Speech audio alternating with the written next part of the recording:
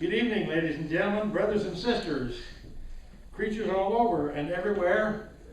I hope you're practicing because everybody's out of the room. I'm not just practicing, we're starting. Okay. They will gather as we gather together to ask both each other's blessings and all the good things that are there. Sorry to be running a few moments late tonight, a little bit of printing issues. Our good friend Barbara Carr let me know that she's not going to be able to make it tonight. A minor health issue, mobility and stuff, not a major kind of thing, just a mobility issue that she needs to rest a little bit more than she planned on. So I'll kind of kick off this evening and I'll share a little bit about what she and I are going to do together. And it's something called Love Is Whatever Love Is Meant to Be. And then Dora ought to be here by now. She called me about 20 minutes ago and she was lost trying to get here, so I tried to give her some directions Right. to get her here. And Jack and Peggy are going to come on later when she arrives. And Jack, if you've got something you want to read here a little bit, why, feel free to step up or sing, whatever you want to do shortly here. But I'm talking about, the usual thing as far as when you and Peggy. 7:30 you said, right? No, I understand, right. But if you have something, because Barbara cannot be here. Oh, sure. That's what I'm just talking about. Oh, yeah, I can find something in my cell phone. Okay, yeah, and I've got plenty too, but I want to, I'll invite others that are here that I know that you're ready as well as I am. I've got thousands of I things. understand that, and I appreciate that.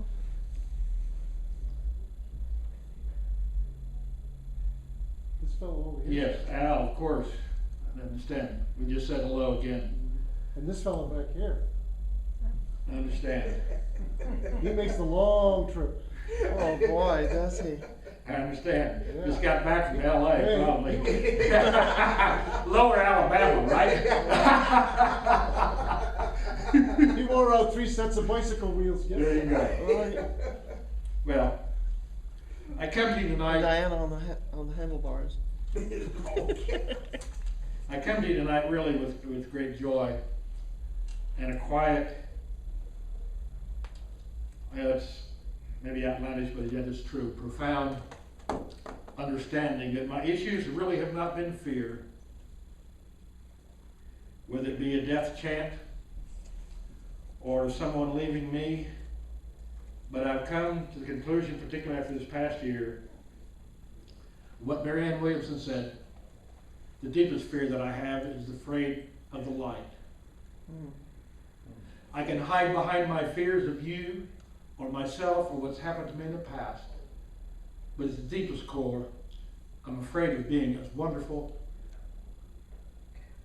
as strong, and as bold as I know that I am when I pause. For I know whose child. I know I'm an offspring of the stars. Marianne Williamson. I've been reading it over and over again these past months. My fear is not that I'm inadequate. My fear that I'm hiding something that is so wonderful, that is so powerful. And now it is time for you and me to shine. I intend to do that the very best that I can with your assistance and your direct and open and honest feedback when I fail and when I fall. But I intend to get back up again and shine the very best that I know how. And I'll find various ways, both of us working together and apart, to say, go for it, brothers and sisters. We don't have to be in a hurry, but my God, we have to shine the light that we know, without judgment, without condemnation.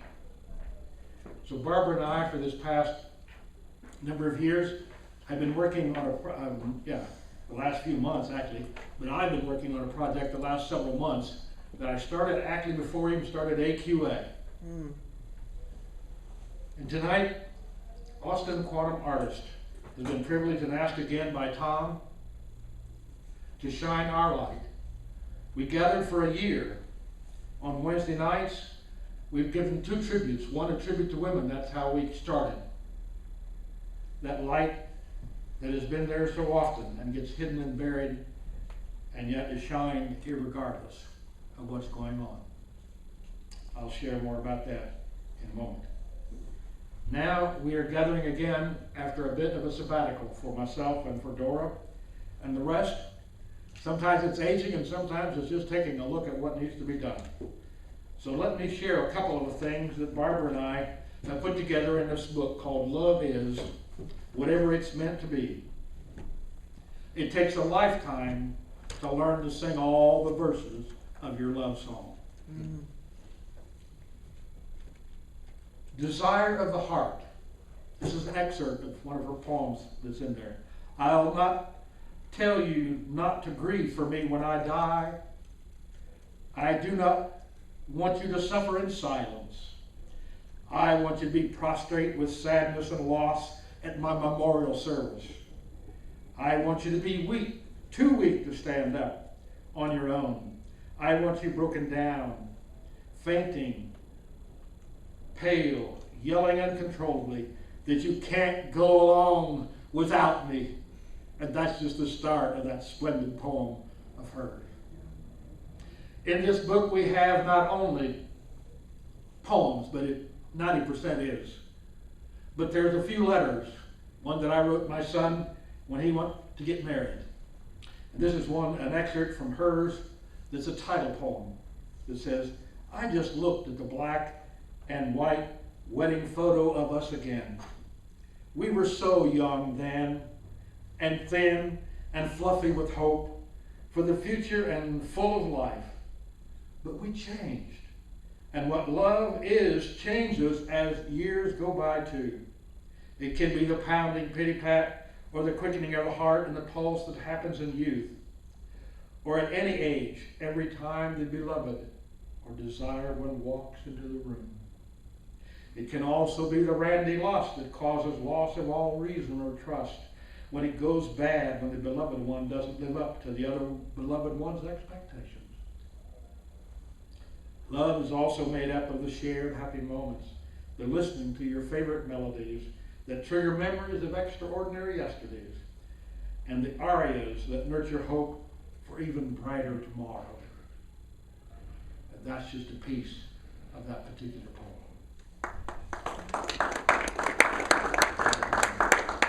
Throughout this book are strong little viewpoints from kids about what love is. Mm-hmm. Love is what makes you smile when you're tired, said the little 5-year-old boy.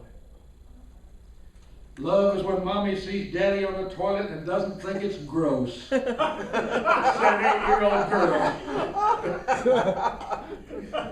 Love is when a girl puts on perfume and a boy puts on shaving cologne and they both go out together and smell each other. Right.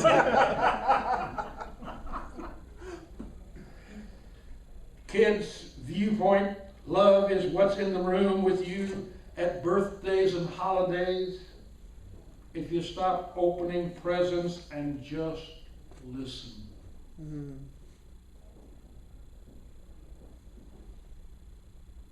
I think I hear it now. I think I hear it now. Let me share with you a couple of excerpts that I have. I have something here for you. This will be the cover of the book. Ah. And they're just some excerpts. Eve's time. When evening time came, as since the beginning, when woman and man were nourished and sheltered by nature and each other, they sat on the deck of time between day and night. They talked to this day, the days past, and listening to the other's voice. Love is the way out, the way up. Love never dies. It never quits. It gets buried. It goes to sleep. It's buried deep. And it's tougher than forever. That's just the beginning. I shared part of that poem, I think, not too long ago at New World Deli. That's just an intro to what Barbara and I have done with this. It'll be about 40 to 50 poems. I'm going to be using it when I lead retreats for couples. Oh, cool. I'm going north back to Indiana after the first of the year and finish up a book I started 30 years ago. And when I come back, I'm going to kick off a business of storytelling, getting you and I, we'll find venues and we will go places and we will sing songs on trains or wherever else. People will sit still long enough to listen. Yeah. Austin, the quantum artist, began and people began to gather around. We began to listen to one another. Dora and I have served as secretaries to this group. We are not the coordinators, we are not the leaders. When we sit down together and listen to one another, something else happens. And we record it. That's what a poet does. That's what an artist does. They pay attention to the artist with a capital A, or the poet with a capital P. And we listen, and we sing our songs, one to the other. A logo came into being, and a song that I hope you will sing sometime tonight. Our theme song, On the Way. Yes, a small group of us together. Now basically we're going to end up doing tributes, maybe an annual tribute, because we're about supporting each other and supporting other groups. Thom was with us last year. We put that book together. I've talked to a man who had put a powerful poem together, a story, and we'll be sharing more. You'll hear more about that. We're going to invite some kids from the Muslim school, one from an Asian school, and one from a Jewish school, and one of our kids' school there at St. George's. And we're going to have them respond. And we're going to put a little kids' book together about all the paths that lead to Austin.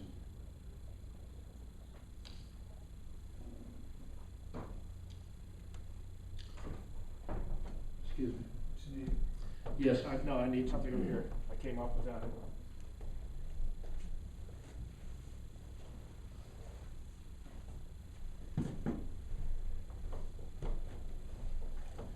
Has Dora slipped in here before I... I did. Oh, there you are. I discovered that there you go, good. Berkman becomes Franklin. There you go. Oh, Thank yes. you, Dora. It does? Yes. Do you have something ready? Berkman on I one do. side and then You Franklin do. on the other. Well, Dora and I have been meeting, and I've been listening to her talk, and we've sit quietly and we've heard the grass grow, the prairie grass. She's heard it all of her life. Whether she was in Texas, or out in Kansas, Missouri, wherever she was, she's putting together some songs and some music and some poetry. And she's going to put something together that will knock all of our socks off. You talk about shining like we've never shone before. She's in the process of standing up even more than she already does. Dora, we're ready to listen. Thank you. Gosh, Pete, that's a heck of an intro. You know, I'm wondering, can you all hear me? Yes. Okay. So that all those years teaching school, you know, you over there, you know, put your tray, you know, projecting. I am writing a collection of poetry about from the long and medium grasses, and my mom is from North Dakota, and so I really feel as if I grew up in North Dakota because she told me many stories, and one of the stories she told me was when she was a little girl, she was caught in a locust invasion. And in 1874, the largest known locust invasion of the world occurred. And it was 120 miles long and 60 miles wide. And they estimated that there were approximately 3 billion of the locusts that just decimated Kansas and Nebraska, and it was a series of coincidences that brought all these things together, that these little critters, you know, just all emerged at the same time. So, and this is called the Locust Invasion, Kansas, 1874. She watches the sky unravel, shed its blue threads, and retreat behind the shuttered sun. An immense cloud of undulating black specks forms. Hordes of slanted heads ripple across the vacated sky, separate into black sickles that gradually make their descent to the ground. She sees the glint of their wings as they claim squatters' rights to anything green. Hears the mandible crack and rafts like a dry fire, blistering clothes hanging on the line, charring tree bark and shearing the wool from her lambs. Then she watches the swarm take flight. The sky behind the shutters emerges, brings the second sunrise of the day. She kneels down, hears the locust crack under her weight, brushes away the remains, and her fingers finally touch the garden soil. Thank you. I'm actually going to use the podium for this one because I'm going to take a brief departure. Let me, oh, you want to get it? Okay. No, sorry. Well, that's right. I forget you film. Well, I could get that one, or that one. Oh, I'll do this one. So I'm going to ask a curiosity question. If I say the Grenada conflict, how many of you recognize that conflict? At the island in the Caribbean during Yes, the Reagan all right. administration, yes. Well, it was one of course, we won the conflict, defeating, I think they counted 25 Cuban soldiers that were captured, and the medical students that didn't know they were in danger. But anyway, it was really a mess in the terms of the Army couldn't communicate with the Navy couldn't communicate with the Marines, nobody communicated with anybody, and nobody had maps. So, here's this invasion force, and they're going, oh, gosh, does anybody know where anything is? So, among the four men that were sent in the Jeep to retrieve the tourist maps was my cousin, Russell Robinson. So, I'm going to read this poem, and it's based on a very, very old Irish tune called The Green Fields of France. And the refrain is, if you hear the Streets of Laredo, the chorus, well, that's taken from the tune of The Green Fields of France. And I wish I could sing, but I really don't, because it's actually a very, very lovely melody. So I'm going to read the chorus at the end only once. Now Russell Robinson, a fine lad was he, flashed a smile as wide as the great Missouri. He could make you laugh, he could make you cry. If he was your friend, he'd stand by your side. Now I see by your tombstone you were just 22 when in 1893 you joined the fallen few. I hope you didn't linger and felt no dreadful pain. Oh, Rusty Robinson, did you die quick and clean? When you jumped on the feast of St. Crispin's holy day, did you watch your parachute billow and did you pray? Did you think of King Henry as he spoke to his men of dying with honor if your life was going to end? Your uniform pressed, your ranger proudly showing. When you waved goodbye, did you see your mother crying? And did you hear the round coming that struck you down? A torn photo of your family, all bloody and stained, was found. Now the breeze blows gently through the island trees. The blue sky, the sandy beaches are pristine and clean. The sounds of weapons firing are just faded memories, except for families whose gallant sons lie in cemeteries. A grateful nation gave your family a flag to keep, his patches, his purple heart, displayed in a glass case. And will the bands play the sound of the Rangers' cry, or is the Battle of Grenada our forgotten little war? Oh, Rusty Robinson, did you think of question why, or believe that your leaders would never tell lies? Was the cause you fought for truly just and fair? When you went into harm's way, were you ever scared?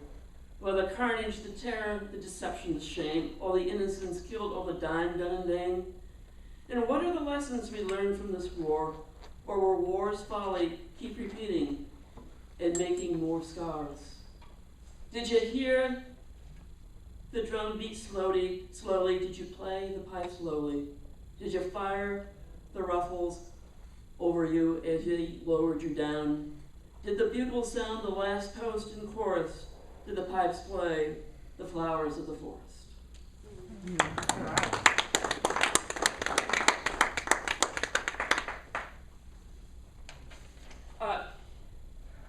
Mel Gibson did a movie on this. It wasn't very much of an accurate portrayal of the movie because I was at the Texas Museum of History, Military Museum, and read through all the archival information about the war and the colonel who was in charge. It was a war that was pretty terrible. Actually, not a war, conflict. I'll pop back down here. Rag rugs. Anybody ever make a rag rug? Buy a rag rug, have a rag rug. Well, I used to help them. I knew about them, but I don't. Braid it first and then put it together, yeah. Yeah, you'd rip the rags, Yeah, you know, and then you'd put them together and you'd braid them. braid them, yeah. So, and during, you know, the old days, the land rush, you know, when they opened up the land for homesteading, that's how women kept their sanity, but also, you know, blocked out, you know, the dirt that flew in. So this is called Weaving the Mysteries of Life. Before squatters claimed rights to her swollen knuckles, she made rag rugs the way her grandmother taught her, collecting neighbors' threadbare pants and blouses, sweat-stained dresses and shirts, boiled and scrubbed until they unraveled, and baby clothes never worn or hung on a clothesline. She kept her neighbors' rags in separate, tight-lipped baskets in separate rooms. She did not let the rags mingle, a superstition handed down to her by her grandmother, that a dead person's rag might jump into another's basket to avoid being woven in with those despised and scorned. So when a neighbor's basket was full, she fingered each rag like a rosary bead, some whose vibrant colors displayed their obvious milestones, others whose colors went beyond superficial appearances, exposing their secrets, lies, and deceptions. She weaved them all together, one continuous spiral braid, the joyful and the holy mysteries of lives. Now she feels her body slowly turning to mist. She passes on to her daughter the secret of weaving rag rugs. To walk the prairie and study the spiral patterns of wild bean, nodding lady tresses, morning glories, bearers of rings slipped on the prairie's fauna and foliage, joining them together in death and rebirth. To watch how the wind courts the sun and moonlight, to observe the subtle variations in tints, tones, and shades as the air brushes the prairie's palette, exposing the underbelly of your neighbor's lives. And to know that it's not how you weave or stitch these braids together, but in the dyes you make, the fixative baths that set the colors and reveal the hidden snapshots of your neighbor's lives. Thank you.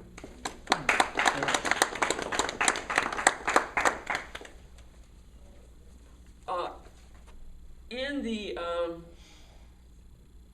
Plains Indian traditions, that's the Dakota, the Crow, the natives that inhabited, you know, the lands of the plains, they called the lightning strikes that would set the prairie on fire the red buffalo, and it was very important that the prairie be set on fire because it would eliminate any invasive species. And then when it rained, the prairie would come back very lush and full. So this is called, it's a three-part poem, and I'm just going to read The Red Buffalo, which is part of the glass blower. Their sod house finished, oxen hobbled and sheltered, their dog pants splayed out on the rooftop grass.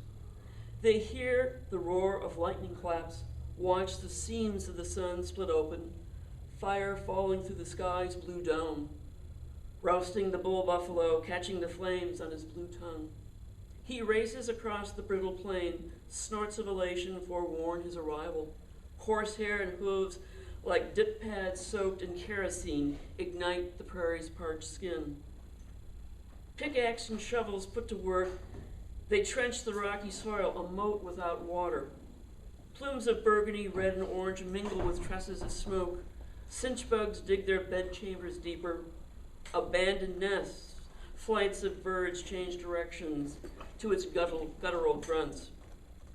Scattered clouds break into the blue dome, harangue the sky, droplets embedded in gray looms. Past the trench, the man strikes a match. Layers of dead debris explode like munitions gone rabid.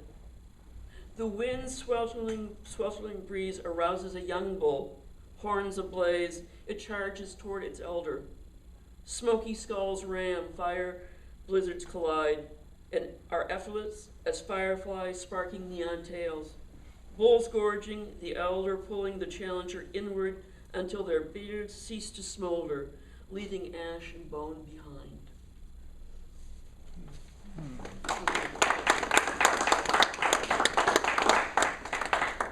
So, Mr. Oh, do I have time? One more? You can, Yeah. yeah, you can Okay. go for it, it's good. Well, since winter is coming, and I know we're all happy about that. I know my brothers in Maine, in Milwaukee. When I call them and I say, well, you know, it's about 75 degrees here in Texas on this December day. Right. And you all are just suffering with your blizzards and your snows and your icy streets. And I sure do think of you and celebrate the fact that I am here and you're there. Amen to that. So this is called winter swagger. Winter always arrives with a swagger, wearing a Stetson hat and worn leather chaps. His almanac reminds him to capture sunlight and lock their rays up in the root cellar. His fallow ways slush the land that provides time for respite and renewal. He keeps the 11th hour watch for things that decay and die. Winter notes the first day when is to braid warm and polar streams together and ladle them into gourds filled with moist, laden air. He takes out his scraping, sharpening tool, armature and wire. He sculpts the gourds into anvil-shaped clouds that incubate his offspring, quivering ice drops until they emerge as snowflakes, ice prisms, six-pointed stars, and bullet rosettes that poke and free fall to the ground. Thank you.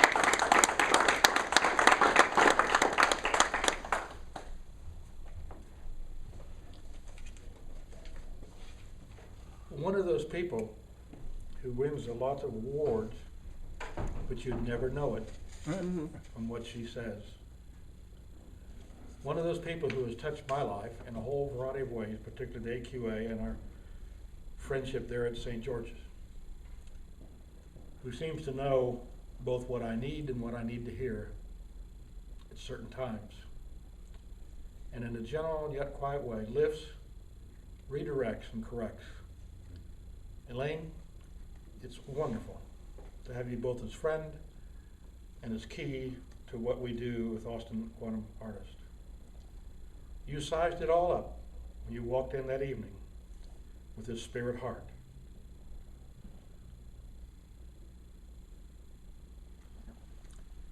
We're ready to listen again.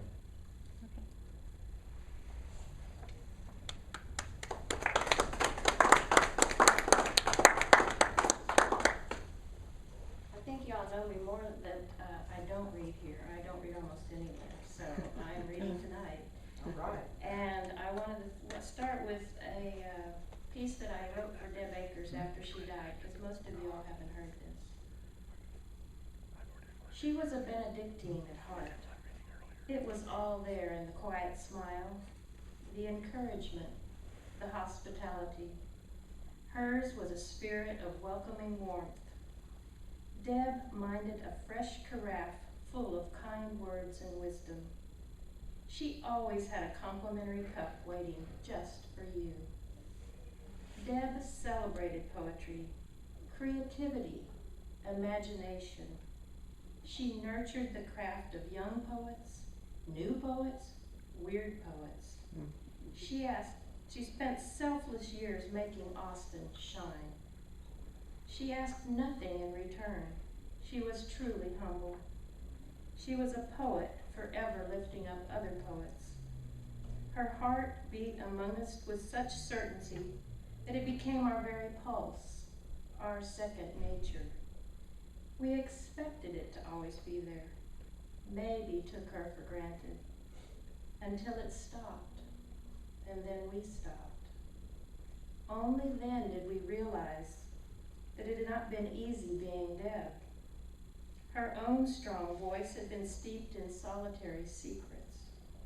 That carafe she lovingly tended without complaint stood spare and empty. And we stood around looking at each other. Then we found out just how many others it took to try and brew her special recipe. It always looked so easy when she was here. And I dedicate this my reading to Deb Akers. She was so nice to me when I was starting out, and really everybody kind of went, and she came up to me and goes, "I like your poetry," and it made me feel good because she was pretty much the only one. So I'm going to start with a piece of my poetry now. Seeking a Velveteen Rabbit Life. Today I want to drink life by the gallon, not sip it as though afraid of bad manners. I want it to splash across my face, run down my cheeks, and puddle at my feet. I want to lick it from my fingers like sweet pink cotton candy, basking in the glow of 1,000 bare bulbs pointing to the next roller coaster thrill. I want to love life threadbare, love its shabby appeal, worn past regret, yet velveteen rabbit real. Yes.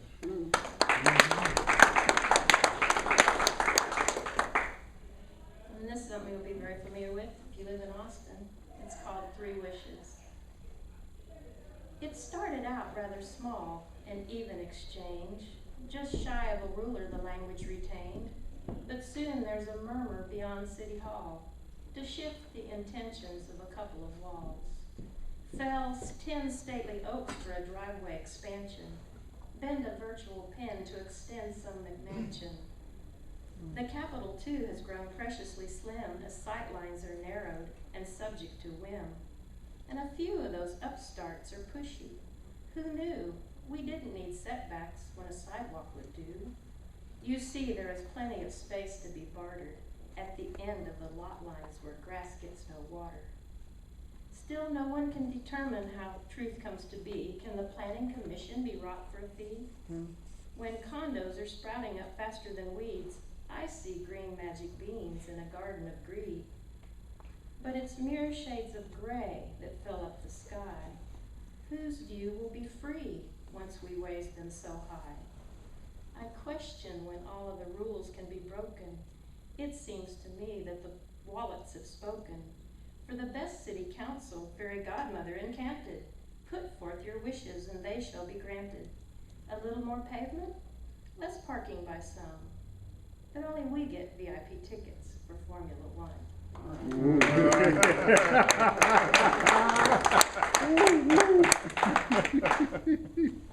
Okay, I grew up in El Paso, and I really liked going. Juarez was where we went every week. I went with my mom.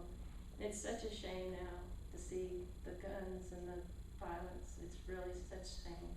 But this is remembering from when I was growing up. Remembering Ciudad Juarez. I adopted the Rio Grande as a child, that shining ribbon of chocolate with hint of sweet cocoa. On market days, we would stroll the slim bridge tethered across the ruddy span. Ciudad Juarez was a doting grandfather, a welcoming relative with a drawer full of sweets. Past the coin turnstile, small boys bubbled from doorways with crazy quilt boxes of chiclets. Street vendors hawked frosty pineapple paletas, chunky prickly pear candy. On clotheslines, parade float pinatas rustled the breeze. Our neighbors were smiling, always smiling welcome. Come into my shop. Surely you will find something here irresistible. There were enticing aromas, not acrid gunpowder, but of fresh steaming tortillas and fat roast corn. Patriotic lollipops in shades of Mexican flag shed their crisp cellophane umbrellas, dyed tongues and fingers. We tapped to mariachi notes in the mercado, toted home sacks of limes, tequila for the aunt, pecan pigs with wiggle ears.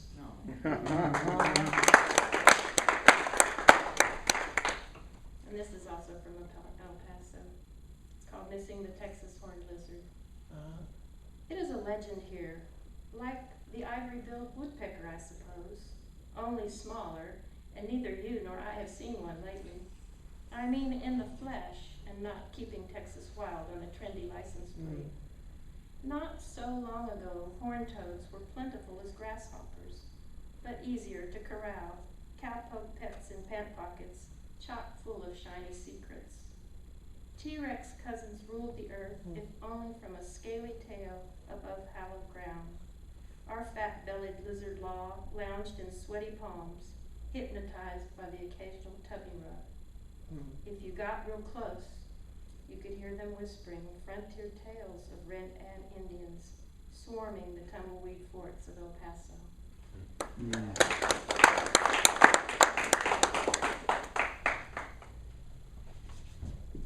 And this is a poem. We're moving over to Japan now. It's called Waiting on Tomorrow. The sky catches his reflection. Birds sip without understanding. Slake gray thirst, they're symbols of bronze significance.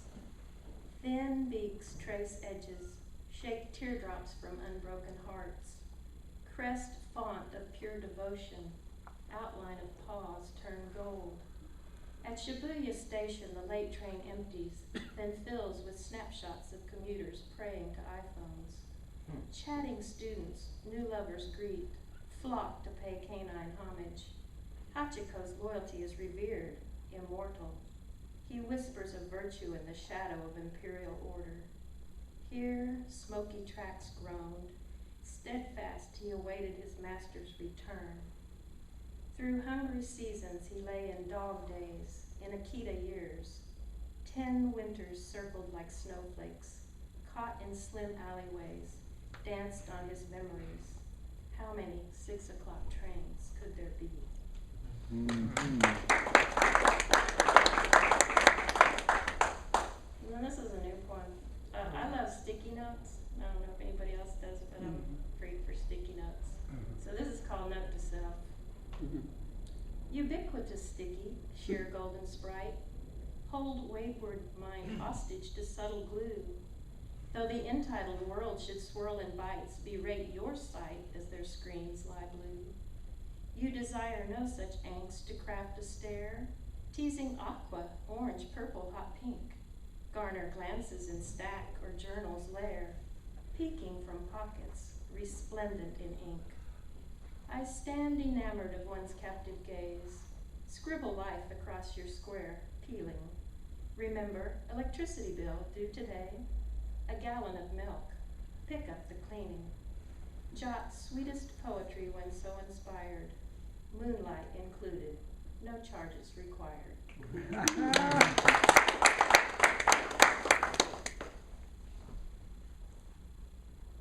And then, if any of y'all like to camp, I don't, so you'll notice. This is called Gone Buggy. Send me not into the night to forest pristine wild. I loathe tin pots, goose bags, a lot of vermin lurk besides. Mosquitoes whine and drill on shin, bold chiggers ring my waist. Daddy longlegs shimmy down to orgy with their dates. Crickets brood on tawny thighs, bow raspy gypsy tunes. No-see-ums cloud up summer sight, then chase me past the moon.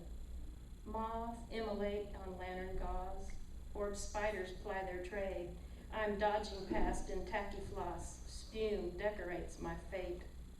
Assembled fiends of ill intent invade, breach every groove. On hatchet tiptoe, Freddy dines in spite of hunchback view. I spend my vacay swatting flies, breathe gnats that razz to tears.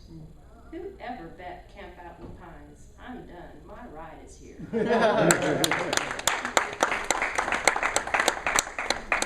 I just have one last one. This is one of my very favorites of all, I just like this poem. If you've ever gone to Sandy's, you know there's lots of grackles that live at Sandy's. And of course I feed them all the time. And this one's called It's About the Fries. Let me show you how it's done, son. No human can resist these weather-worn message board perches on a sunny Austin afternoon. Put a spy to the prize. Hit the bleachers, let them settle in. Give them a chance to attack that gooey cheeseburger. Chat a bit. Think donuts. White sacks are where it's at. They reek superfine Sandy's crisp French fries dripping in extra tasty, just a hint of salt. Easy pickings. Poets or pushovers. Tip your bad feather cap till it sparkles. Let 'em see your golden winger, rock pop razzle dazzle over the top aerial like you at the Super Bowl. Not too greedy. Do a little empathy. Share a bit with the sparrow sister. Remember, flit, flutter, slight tip back. Making from some serious eye contact. Never forget, it's about the fries. Thank you. Did you hear that voice? Did you hear that lightness and that wonder? Also, when she was talking about camping, the lady of my life early, her idea of camping was going from Holiday Inn to Holiday Inn. That's where I came down. There you go. Okay. From 7:30 to 8, Peggy and Jack are going to sing like this, and Brother Ralph is here, and I sit there in the back of the pew with him when I first started coming to Austin, and we sat there side by side, sometimes singing, sometimes just quietly listening, and then to meet him at other places around the city and to listen to the sharpness, and then to sit around the table the last year and a half at Kleberg Hall where we gathered as Austin quantum artists, and to hear both the depth and the play of a mind that has been around like me for a few years, but done a bit of thinking, done a bit of aching, a whole lot of singing. Ralph, come on up here.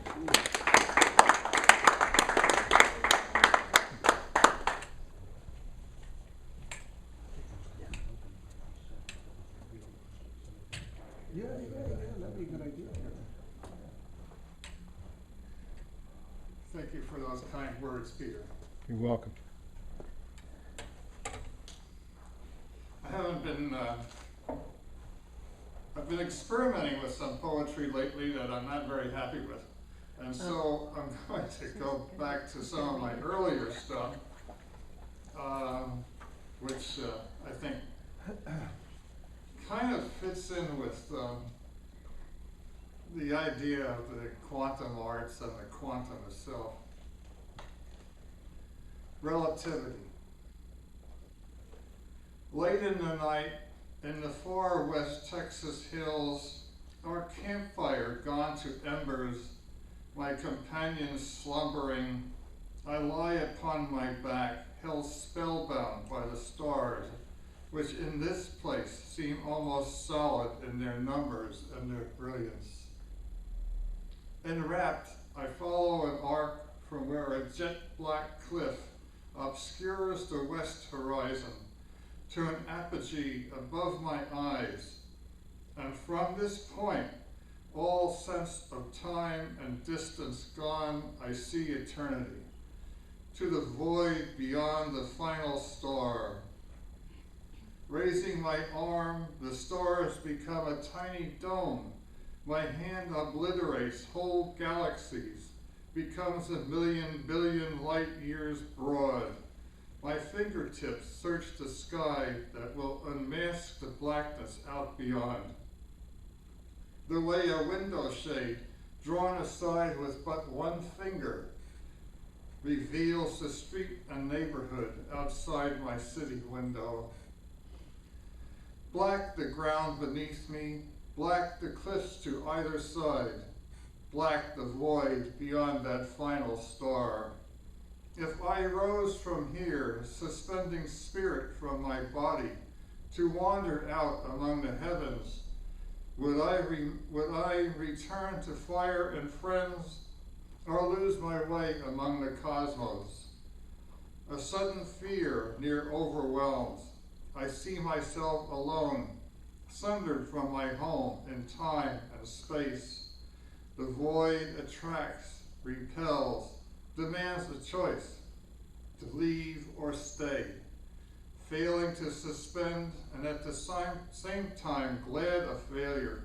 I close my eyes. In the silence, I hear the pounding of my blood coursing from my heart. I surrender at last to the silence and the points of light, glad for the wind blowing bits of grit against my cheek.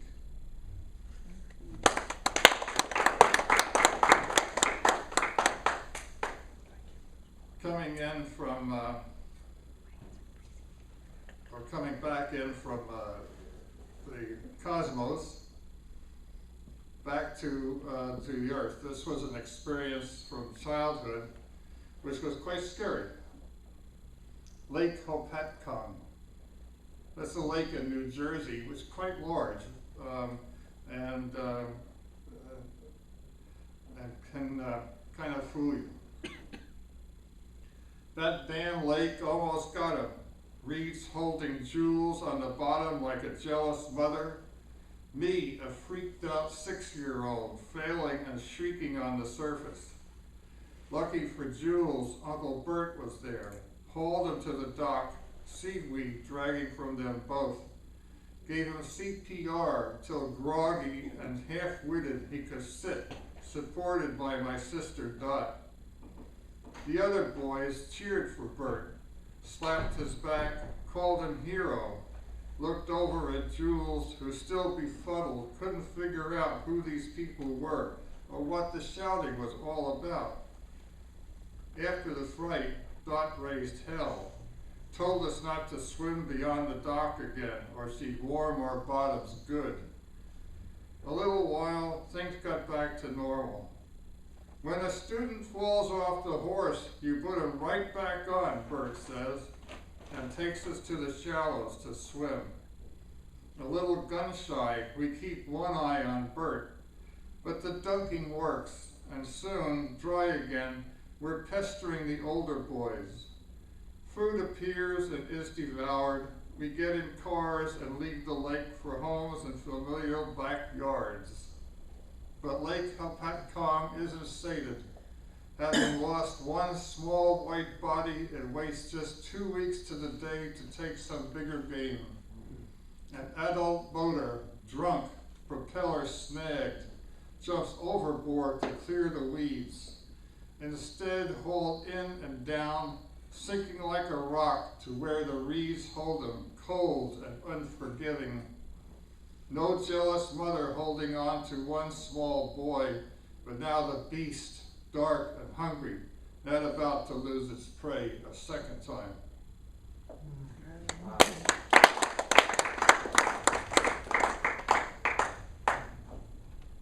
I belong to Austin Poetry Society, and over the years we've done anthologies, and this was the third since the beginning of the association back in the 1940s, and it's called Reflections.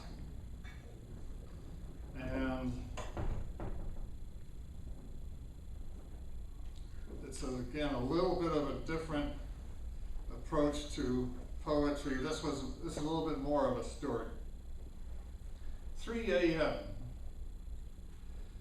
Even the printer bitches at me. It wants to rest until the coming of the dawn. It's unimpressed with some political bozo who needs 300 8x10s for his big Chamber of Commerce breakfast in 4 hours. Shut up, machine, while I load the paper and tweak the file. Crank the suckers out 330 times because we make extras. 20 minutes or so, everything's set up. The glossies start writing down the conveyor. I think of revenge, of adding something like into the pile, like the photograph of a couple in flagrant delicto that I printed for that divorce attorney last week. I imagine some Baptist dry cleaner getting it in his packet. That would make the morning lively. I know, chill out, stack the prints. Geez, it's one of our state senators. A little after 6, I'm at the hotel. I help some poor, sleepy-eyed schlep stuff them in folders. Upstairs, his boss is in the shower going over his lines. We all do what we have to do.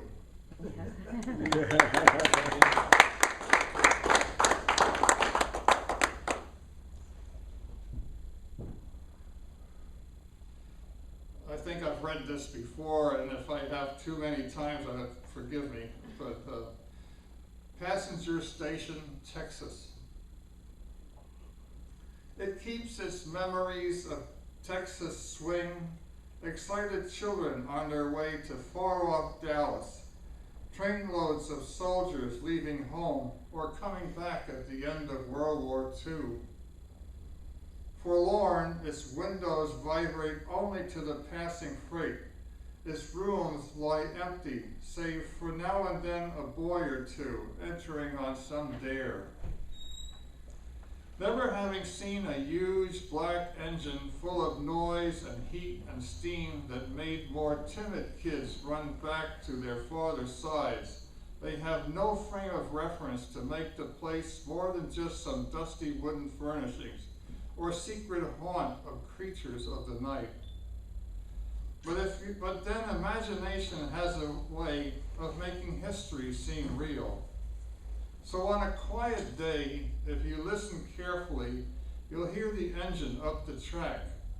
And if you watch with eyes that still believe, you'll see the train come lumbering past, filled with people smiling wide. They're going home, you know, while the rest of us have to wait a while there beside the track, shadowed by the station at the city's downtown edge. Thank you. Are we okay on time? Yeah.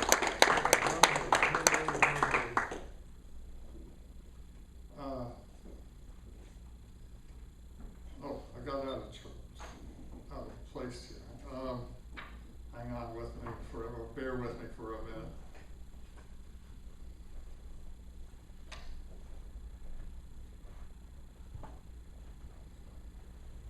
Well, let me go ahead and wind down. Today we had a memorial reading or memory reading of people who have passed away, of poets who have passed on. But I also got thinking about some people who have sort of left Austin, and we just don't hear from them anymore. And James Fisher, this was one of my favorites of his, and I'll close with this. Go forth and multiply. I sing the exploits of we cosmic maggots, nested moist in convoluted folds of shining missile metal. We lay stuck like winter larvae to this lock's tank totem pole and boil away the cryogenic mists of time. Titanium cocoon and Kevlar spider web restrained, we lay like silver cloth skinned larvae, bursting for a metaphoric change of seasons in the tube tangled bowels of our machine. Ignition. Caveman campfire heat and voodoo smoke now burn us at the arrowed rocket stake of Newton's passion. Flaming thumb and finger cocked, his third law flicks us from the sweaty forehead of the orbit, trudging Earth. Thank you very much. Thank you, Wright. Thank you. Lived up to your billing. Yeah. It's always reassuring. Thom gave us 2 hours. We're going to turn a half an hour of it back over to you. Listen to you. That's what we do. We listen to each other and lift each other up. So at 7:30, Peggy and Jack will do some singing. I want to say a word about Thom. There aren't enough words. There are no words to describe this circuit riding poet who puts a Methodist circuit rider to shame. That's enough. All we need to do is raise the name, and we know. What we're going to do to decide who gets to go, how many birthdays are here in August? And we'll call out a month. The people who have a birthday in that month will read their poem. Is that fair? Is that a good way to do it? Yep. Any August birthdays? I think there was one. Okay, we got an August birthday. Of course. Are you ready to read? I should have known that, Lady Wendy. No. Oh, that's so wonderful. Thank you that I called out your name first. That's wonderful. Okay, any December birthdays? September? December. December. We're calling out a month. I'm calling out a month, and people with those birthdays will do one. Come up and do one poem. Okay. We're going to do 30 minutes of an open mic, and we'll come back there, and then we'll take a break after that. Okay. All right.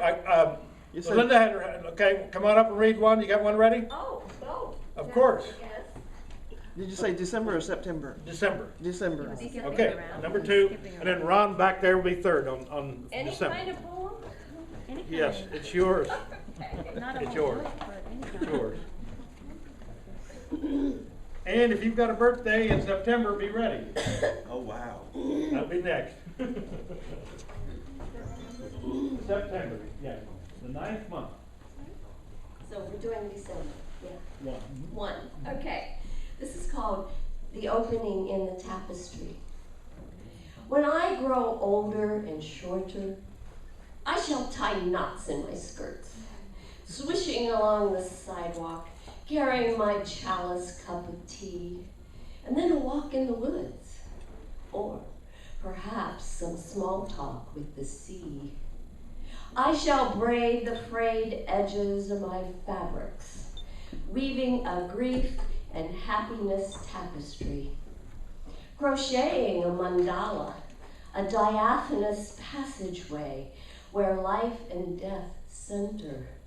The mind's eye reconsiders, open space for spirit to exit and to enter.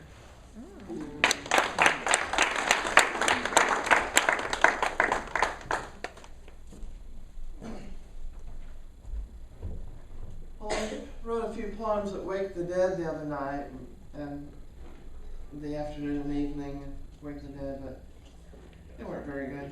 But I wrote some more today, and they're almost worth reading. There is always something. Either you moan from aches and pains, or you sneeze from cedar, mold, or pollen, or you got lost on the way to your own party, or your kitchen sink leaks for the 3rd time, or you are called to jury duty. All these things happened to me recently, by the way. Or your house alarm calls police when you are away, or your telephone rings when you take a bath, or your home is washed down the river in flood, or you are driven out of your country by war. There's always something. That's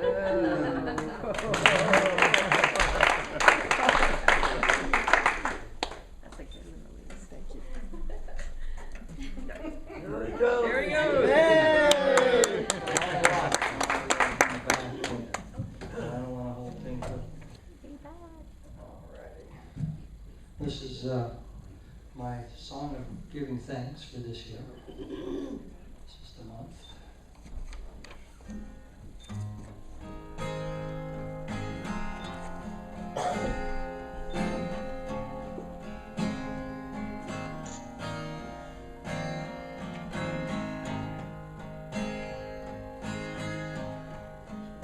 So that's our life, toil, pain, and strife. Can't imagine, can't relate, all the stuff is on your plate. Despite the grind, you loved overtime. Could have checked out any day, gone to ground, but stuck around. Oh, mistakes were made, some parts that do not rhyme, but the debts were paid. By loving hearts and minds, if you're thinking that you're not worthy, it's not true. I would not be here, not for you.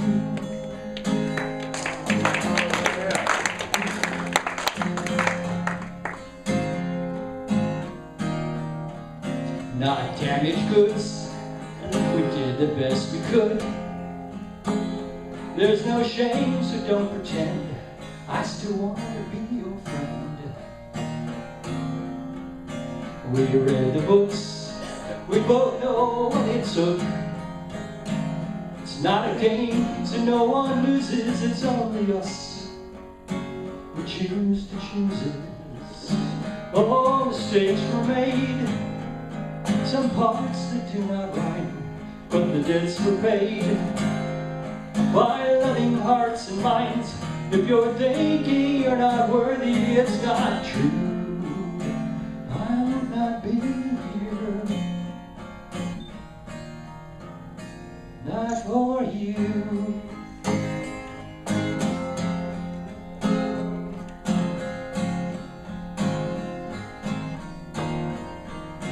We fought the fight, we did it bloody right.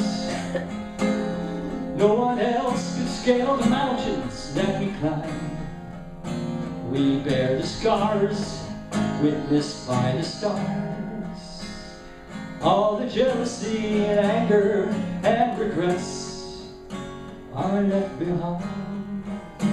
Oh, mistakes were made, some parts that do not rhyme, but the debts were paid by loving hearts and minds. If you're thinking you're not worthy, it's not true. I would not be here, not for you.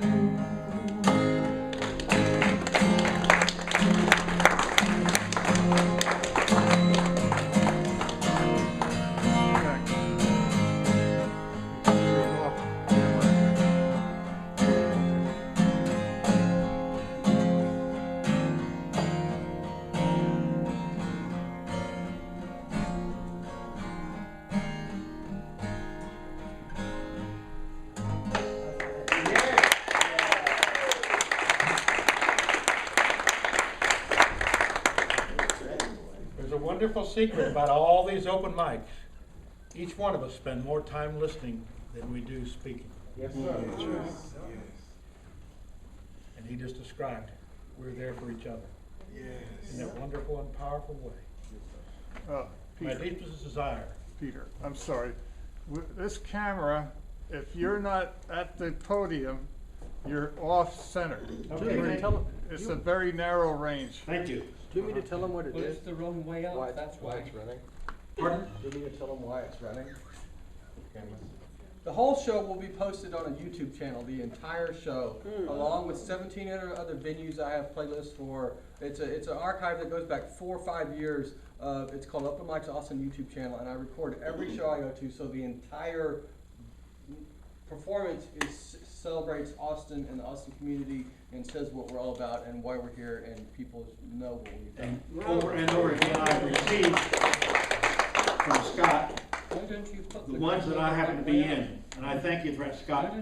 And Scott will be reading a little bit after we take our break. He and I can't, the gentleman that's a person singing with you and who's going to be reading with you. Debangana Banerjee. There we go. Thank you very much. Ah, that's a good lady. Thank you. Pardon me. To be a mirror is what we are about in so many ways. Yeah. So September song? Oh, September song? No. September poet. Yeah, that's you. Over here. Okay, right here. All right. Okay. 1, 2. Okay, and then Scott. You can give us a preview. Okay. Come ahead, please.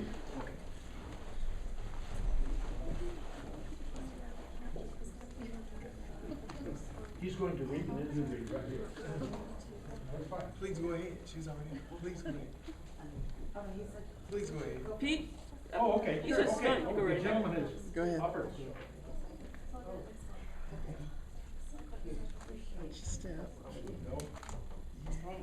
Thank you. Got a real short one for you.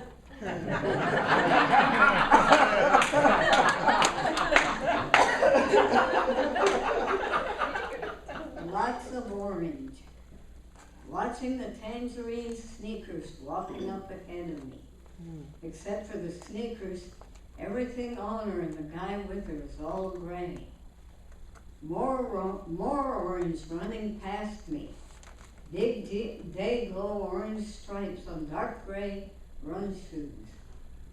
Pushing buttons across street, watching red stoplight. Past the light to feathery trees silhouetted against copper orange sunset. Lots of orange tonight. That's great.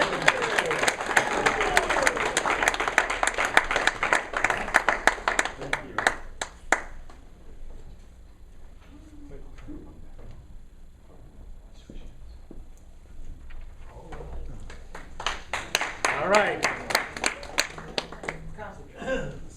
You might want to, there you go. Is it okay if I use the pink one? You can use both of them at the same time. Okay. Feels real press conference-y. There you go. All right, my name is AJ. This is Box of Crayolas. Okay. John the Baptist, this cat is. Paved the way, penned lyrics from the page to the stage. No weirdo, it's clear though, that you bout that life, especially after the music stops. Life after death, born again, tell a friend to tell a friend, no casket drop. They say it's Christian, I just see love portrayed through hip hop. Real talk, you set a spark as I followed your journey. My struggle, your struggle, praying that he take me as I am. Tired of living a lie, small fry trying to be perfect. People want to pigeonhole and control, so I had to rebel. Wanted to be a part of his story for his glory, so I set sails. Burned the ships, had to think quick. Man in the mirror dealing with indwelling sin. So desperate to live free, the world want me to die hard. Wolves in sheep's clothes on guard want me to go left. Thought I had oxygen, I was just breathing to death. What's left? Slave minds miseducate and enslave minds. Looking for truth, need proof. So hard to find when blind leading the blind. Nah, not mine. I ain't got that kind of time. Got no choice. Embarrassed, but I gotta take a stab. Sin hit harder than crack, so I checked myself into rehab. At first, we were clicked up 40 deep. After Mount Carmel in McCabe, I thought it was just me. Tired of losing my years to the merciless. Seeking approval left me broke and broken. Cleaned up my house, didn't feel it. Stronger adversaries broke in because I didn't seal it. Gave it all up, left home. Need peace, took a pilgrimage, kingdom kid, searching for the new shalom. Felt alone and isolated. I'm no sap. I had to reconcile because Lord knows I never would have made it. Thought gravity was pulling me down because my world turned upside down.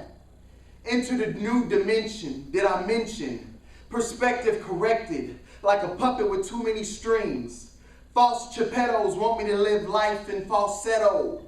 Oh, hell no, heaven yes. Now I'm gonna tell the world from Missouri to Mali, Austin with my music, Big Sean, I've been blessed. Gave away my church clothes, had me feeling naked and vulnerable. Trying to keep warm in this cold world. An anomaly, just want them to respond to me. Didn't want the stage, cause I'm afraid, cause I love my autonomy. But been trained to run my race, so pass the baton to me. Ready to testify, 3rd degree. Escape the fiery furnace, no 3rd degree. Bachelor's, master's, I serve the master, no need for a 3rd degree. Yeah.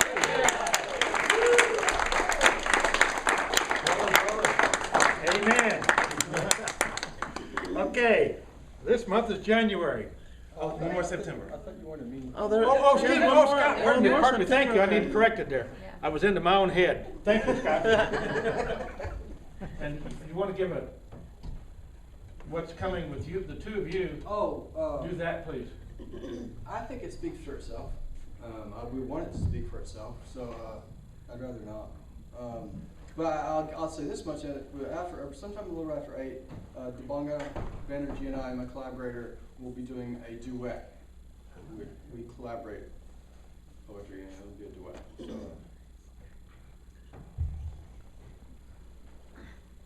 The reason I tell poems much more passionately than I write them is because when I write them, I know what I'm saying. I can write it and then I finish it and I say, this is done. I tell them because I don't know the ending. And sometimes I need the audience to help me over the course of time write an ending that I don't have yet. Over the last, in the momentum building up to tonight, I have been obsessing over something, an experience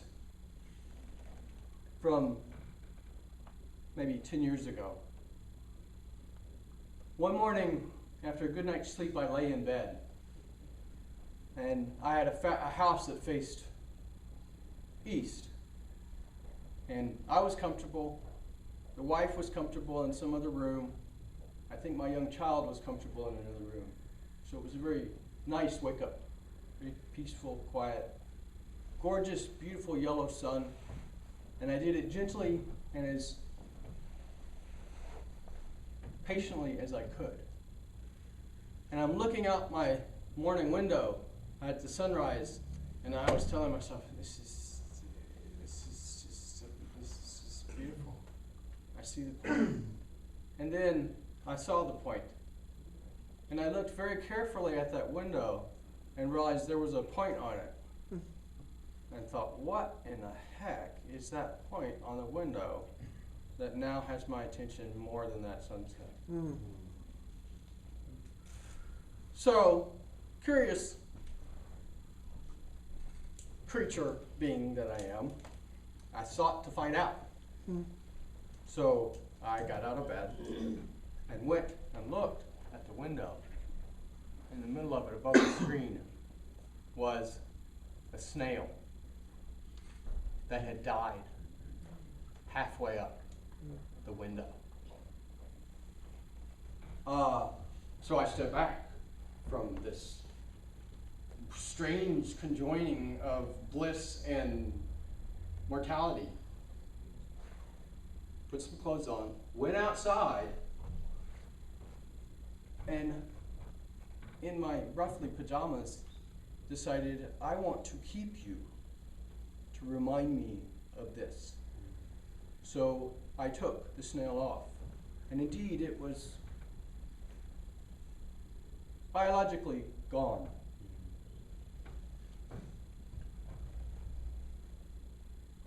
Also, in building up to tonight's duet, I remember, and I don't know when it happened, but I remember looking in the special box I put it in that my aunt had given me when I was about 12 or 13 from Pier 1, which I thought was cool, nice cardboard box. I had left the snail in that box to preserve it and remind me that life is the conjoining of mortality and utmost sublime beauty. It was in pieces and had totally turned into little shelly. This looks like it's on my hand now almost. Little shelly pieces of stuff.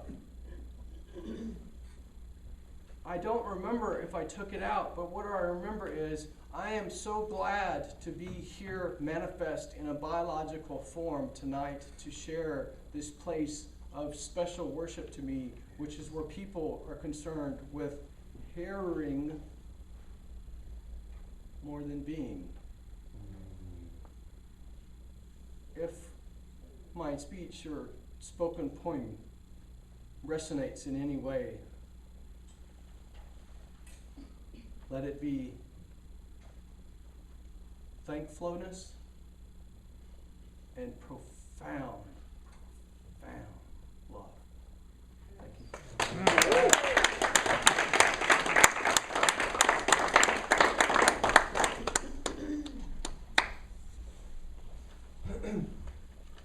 Pre, post, and total view. Thank you, Scott. Thank you.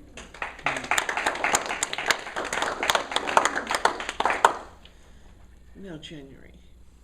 Now I want to change my mind and go to March. What? Go to March, and then we'll go to January. I'm March. I'm March. Okay, got a young lady right here who's here for the first time. All right. First All right. one. Yay. And then March. And then March. So I'm going to stand out here. Y'all can hear me, right? Yeah. Oh, yes. You're about to be able to hear me a lot better.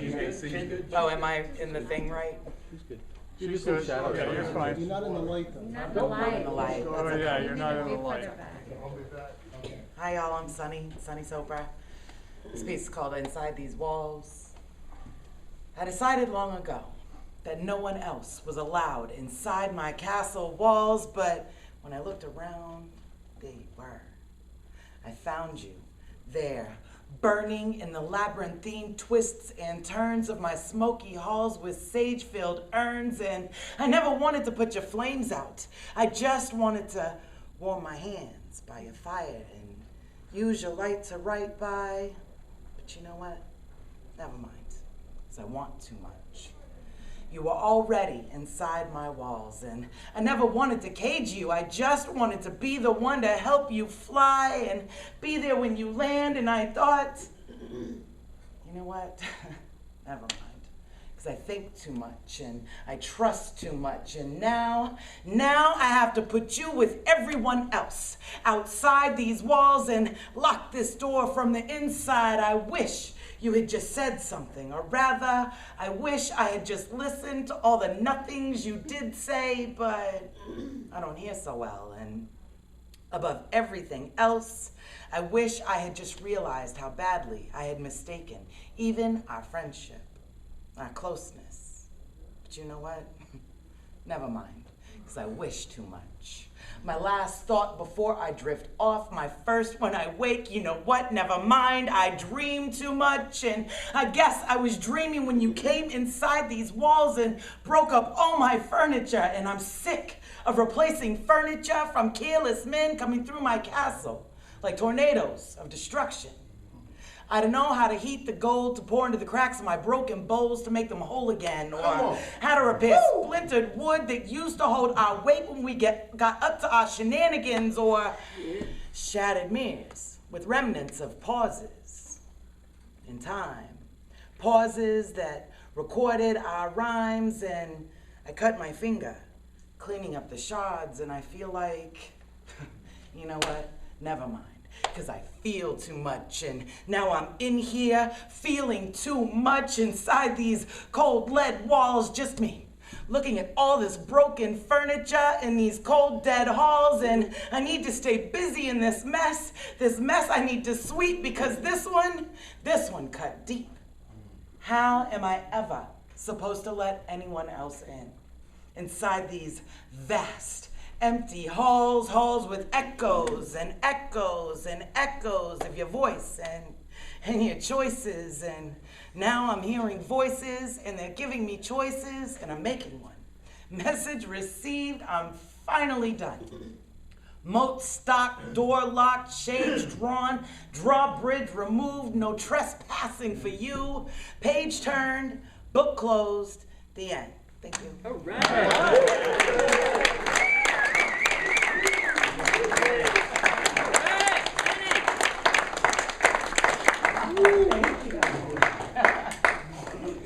Come on.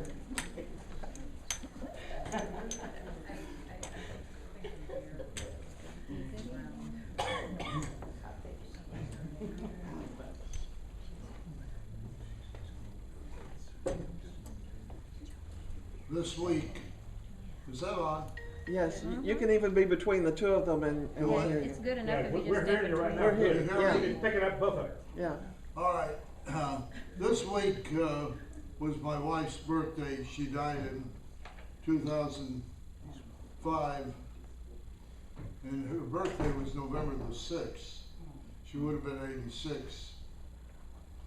Terminus ad quem light, snap, oblivion, all the will-be's forever doomed, all sorrow, sated, all anxiety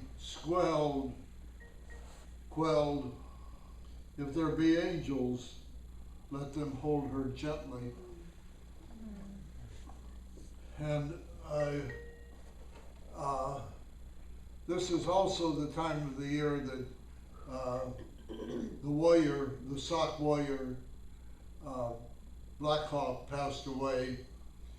Many of my red relatives are buried in the cemetery where he was buried, and I want to sing a tribute to him.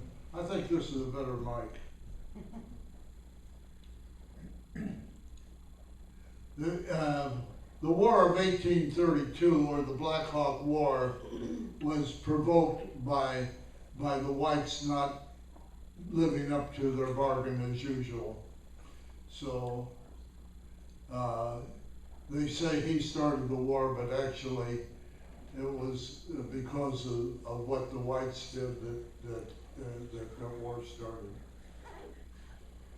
Fierce as the hawk, fierce as the hawk of his name, and as free as the sparrow, proud as his gods, and as quick and as sure as his arrow, facing the onslaught of fate, the last hope of a nation, ceaseless the spread of this death white men call reservation. Black Hawk, the warrior chief of the Sauk and Fox Nation, his name lives on and lives on to the last generation. He stemmed no tide, but he tried. He fought them with valor, nothing to show for his course, but his courage and honor. Plagued by the Treaty of Four, some say Harrison swindled. Helplessly, red men stood by as their resources dwindled. They needed their land to survive. The Long Knives cut it yearly. Treaties bequeathing the Indians' rights cost them dearly. 1812 saw a new year, a new war ignited. Frontiersmen cursed as the red men and redcoats united. Blood and his, let's see, no. Take your time. The heritage handle. You got it. Black Hawk, Campbellman, Black Hawk with force, he was soundly defeated. Zachary Taylor came forth and as quickly retreated. From Black Hawk, the warrior chief of the Sauk and Fox Nation, his name lives on and lives on to the last generation. He stemmed no tide, but he tried. He fought them with valor, nothing to show for his course, but his courage and honor. Peace came at last, though the Long Knives had won not one battle. Frontiersmen left, they returned to their wives and their cattle. Red men went back to the hunt, as the gods had intended. Victory claimed by all sides as that big venture ended. Peace held the reign until 32 forecast to pillage. Black Hawk could not stand the pain as whites foreclosed his village. Blood in his eye and the trick of the warpath pursuing. Black Hawk ignited the war, they say, that would end in his ruin. Black Hawk, the warrior chief of the Sauk and Fox Nation, his name lives on and lives on to the last generation. He stemmed no tide, but he tried. He fought them with valor, nothing to show for his course, but his courage and honor. Sorry about that.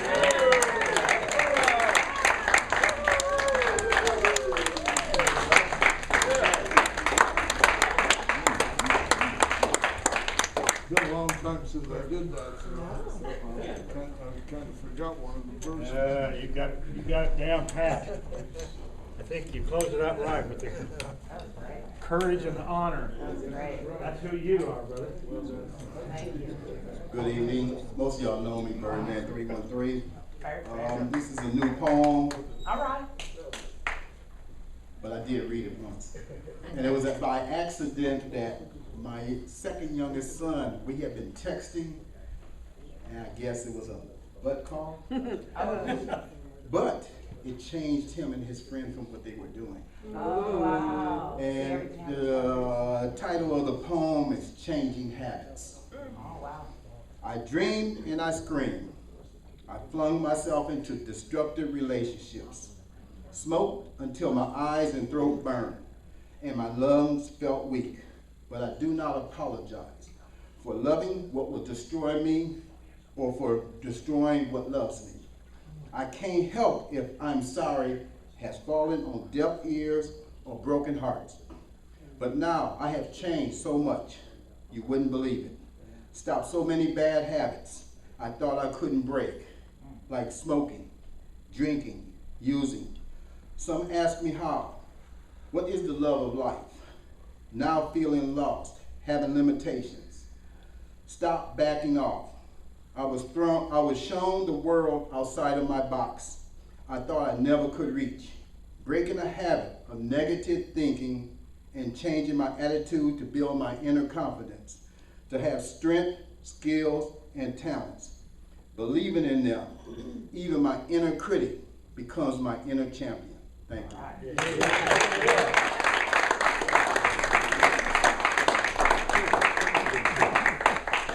Jack?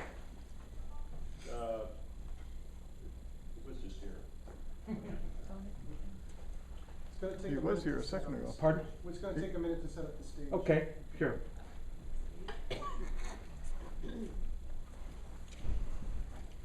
So we won't need this.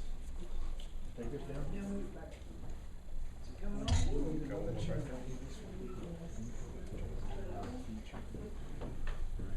Okay, they're going to do something. For 30 minutes. Can you find the stage now? Yeah,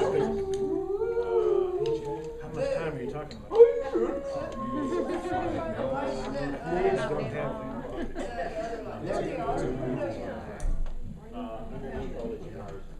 I mean, as far as other interviews. I think that's actually good there. Oh, yeah. We're going for 30 minutes. It'll make it easier to see the first one. Don't even move the thing for That's going on, Jack. That has to go.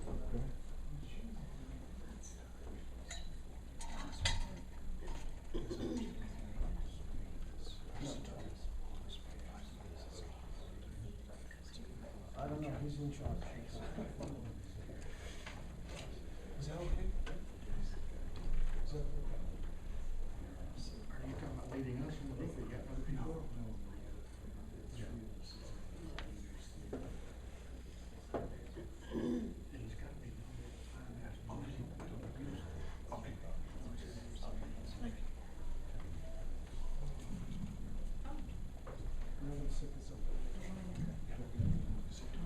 All right, we have a request. We're going to respond to that because Peggy and Jack are getting ready to sing to us for a lengthy period of time.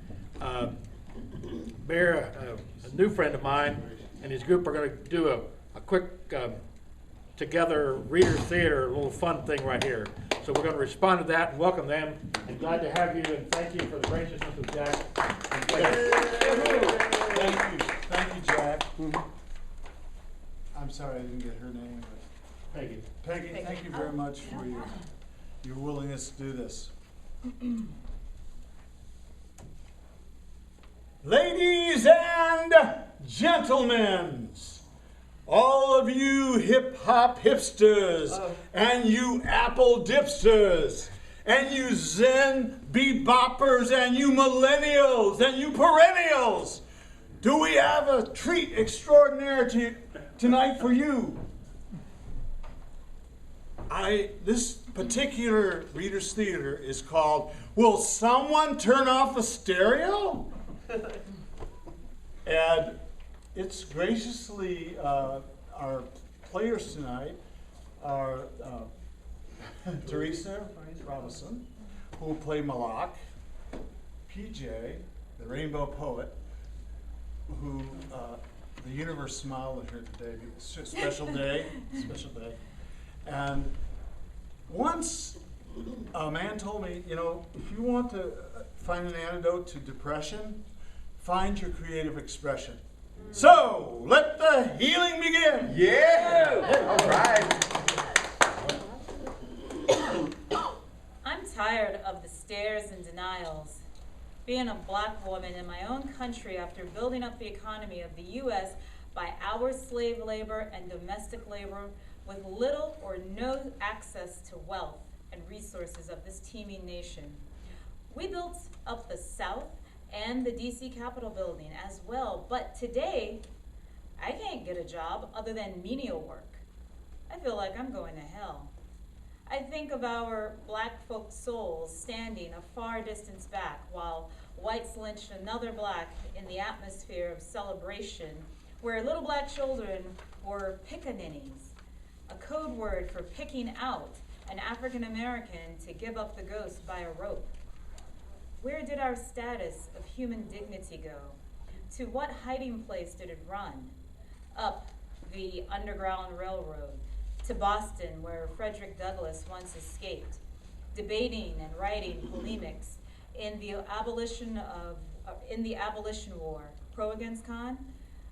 The white supremacist clan has conned us through rules and regulations. Just another phrase for bias and discrimination. Now hold on just a minute, Amina. Malik! Sorry, Malik. I say this with a modicum of dread. My ancestors crossed the seas. They came from the continent of trees. And we came to the continent of cotton. It was there for the taking.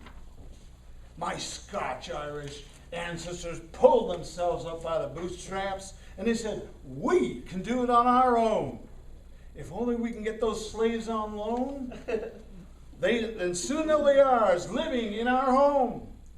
We were rugged individualists.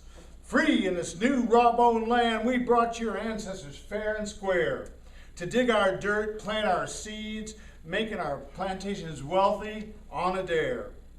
So, Malik, what's up with your words? Your bitterness and anger. I see us flying up in the sky just like the free-wheeling gulls and birds into a freedom of the third mill. Most of you got a place to stay. You got a job, an equal opportunity in the courts of law. You got immunity, just like us whites. If you do what's right, it'll be clean out of sight. We promise to be your allies day and night. Now hold on, brother from another mother. Amen. My Euro friend, you freaking jerk, you got nothing on me, and that's real clear. I'm the mixed up one. They call me Filipino, Latina, wetback, Oreo. But if we were born here, ain't we all Americans? The verbal separation rides the horse, but we get the spur. You don't know what it's like, Mr. Bear, trying to simulate into whiteness, but never be accepted by your ethnic in-laws and outlaws. I'm a half-breed and a woman, too. That puts me at the bottom of the oppression ladder and makes me eat out of emotional necessity, since I have no universal ethnicity. Speaking of women, let me tell you a thing or three. Or maybe let me speak my truth to be free. Women are paid less in the marketplace. Most women still don't have no place to call their own in the larger society because the males got the power and leadership.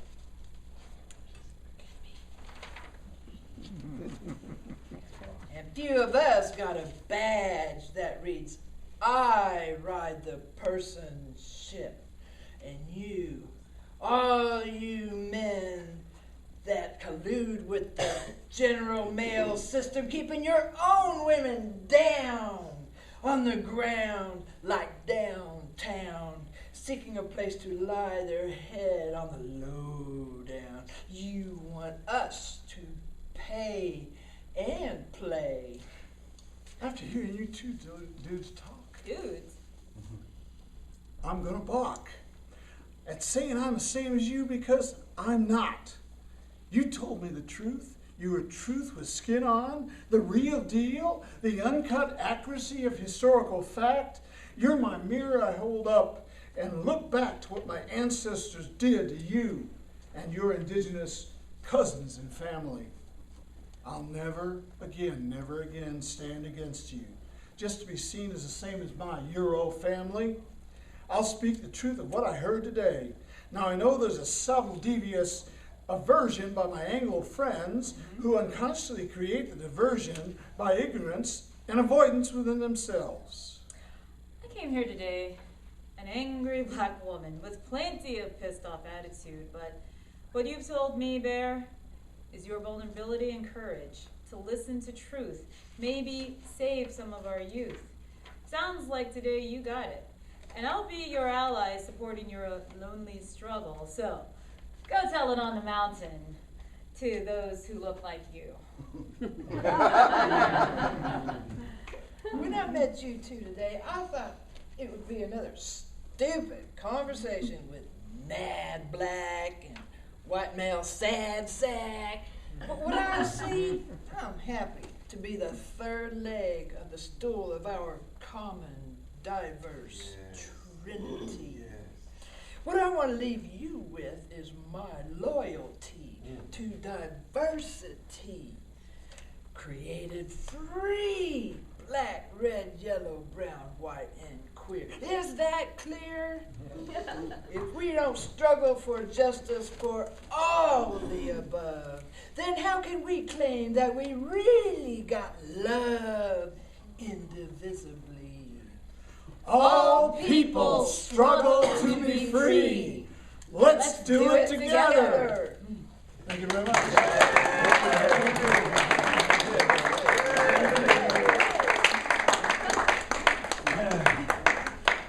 Thank you. Something like Reader's Theater, bouncing off all kinds of good things. All right, we're ready. We're working on it. Listen to these blended voices that blend and yet you hear. You hear. We sing. She's on the way. Brother Jack has done all kinds of things with us in various kinds of ways. He's got a beat and a rhythm. And then somebody with soul. Peggy Wright. Thank you. Yes. Right.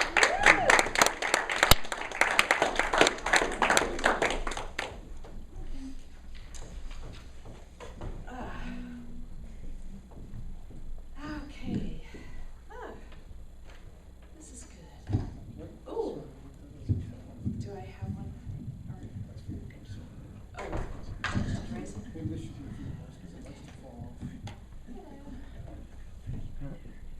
All right. It's nice to be here. Thank you.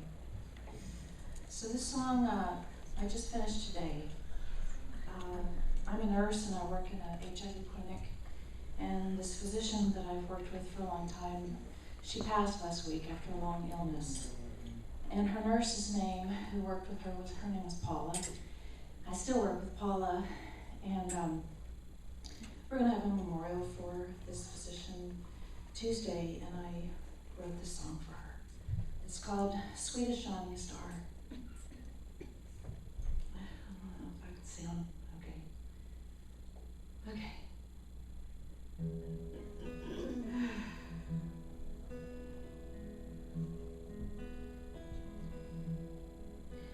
was our sweetest shining star, the sweetest one by far. Her laughter fills the hallways of our hearts. She was a healer, wife and mother, a special soul and friend to those who knew her. Sweet shining star, sweetest one by far.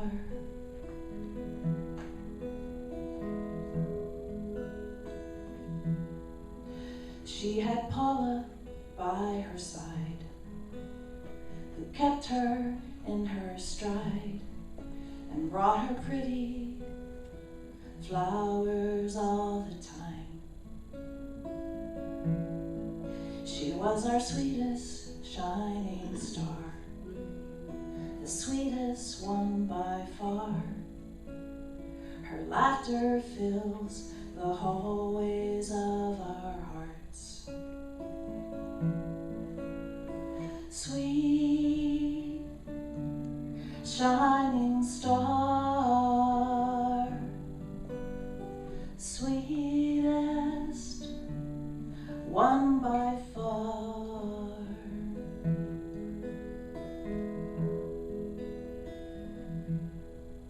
And when we heard the news that day, there was nothing we could say except to hold the rose that Paula gave away.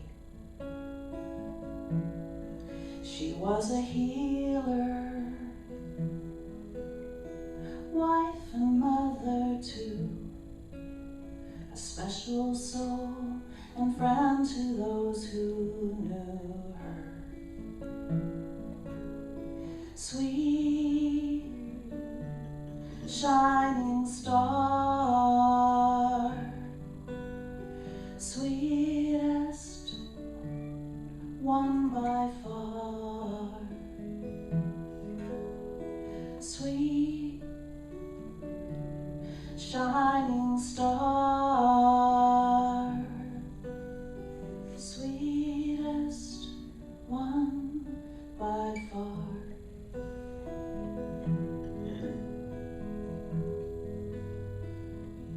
Our shining star,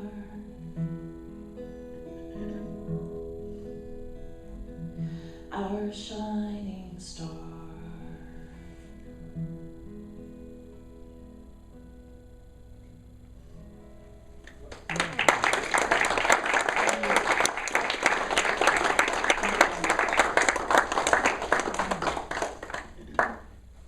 She was the sweetest doctor. That was her reputation. She was so sweet. So I was happy to write this song. Very happy. So what's next? You're gonna do another song? Coming up here? Okay.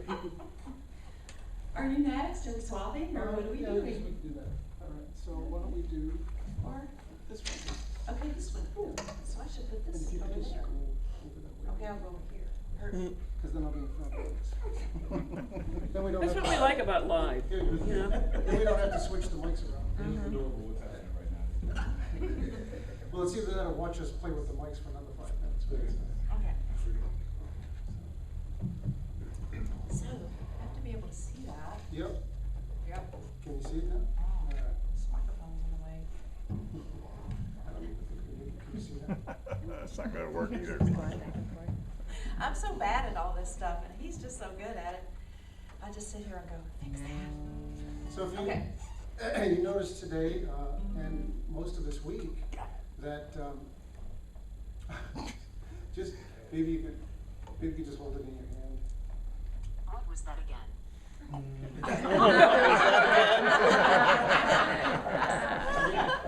The series is like series. Give it to the lady sitting next to you. She knows how to operate stuff like that. Yeah, I can see. Don't sass Siri. Should I hold it? Siri I'll doesn't see if take it fast, right? Is he like that? Whatever way you want to see it. Siri doesn't, she doesn't. You want to raise up the stand? So, this week has been a very, what we call in Rhode Island, a gray day, a gray week. But regardless, the sun is still out there. We just can't see it. And that's what this song is about. So I went to this thing called SWRFA, which is the Southwest Regional Folk Alliance for the first time. Peg was there and a bunch of other people from Austin Songwriters Group. And the challenge is you pick a theme out of a jar. Just dip in and whatever you get, that's your prompt. And you need to have a song ready on Sunday morning at brunch. But there's such a program-filled, packed thing to do all weekend. It's like, when do you get a chance to write a song? So this one was written at 2:30 in the morning in the hallway. Took about half an hour to write this. And Peggy's going to recite it first, and then we're going to sing it. It's called "It's a Beautiful Day, Even When It's Gray."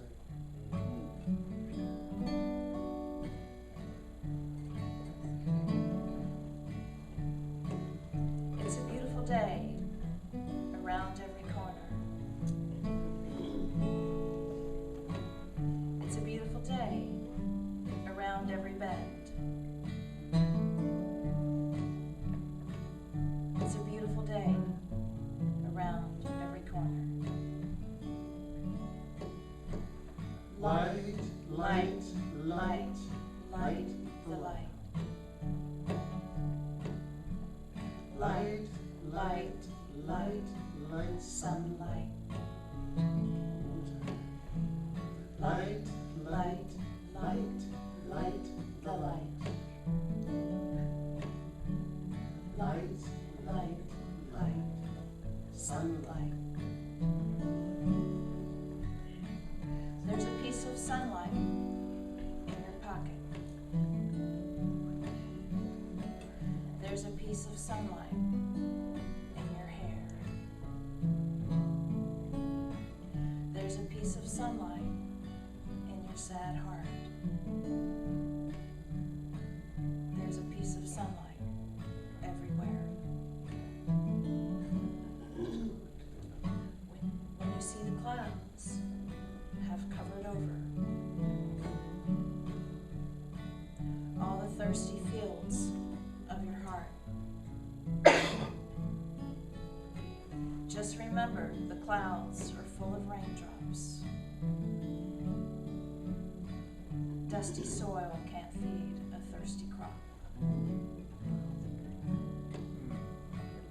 It's a beautiful day around every corner. It's a beautiful day around every bend.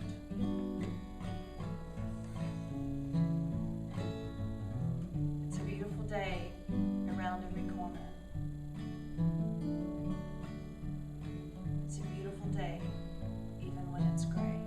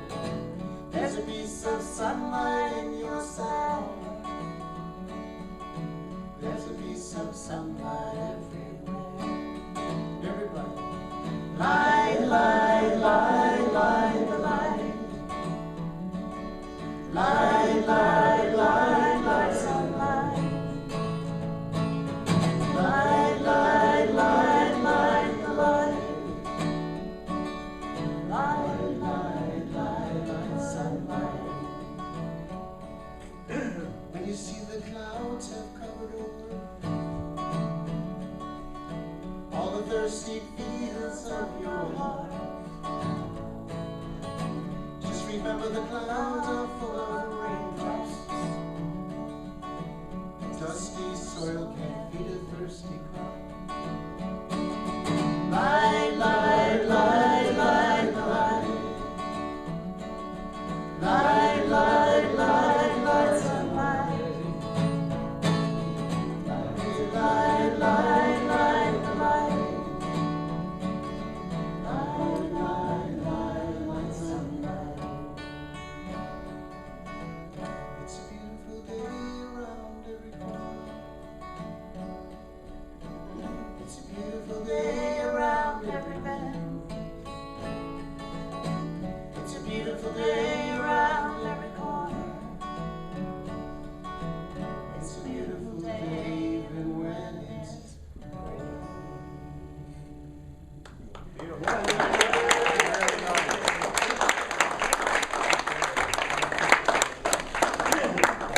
Now we're going to do the favorite of what has been called the favorite theme song of the group. Yeah. Is our host here? Pretty good. Where's our Pete? host? Yeah, Pete. Somebody grab him, he's back there in between here and there. You have been summoned. So we're going to do the theme song for the group. Yeah. And we'd like to have you come up and help sing it with us. Quantum group. Thank you. I was just checking with Scott. He's on there. Thank you. Want a chair? Oh, I was just going. Okay, thank you. You're welcome.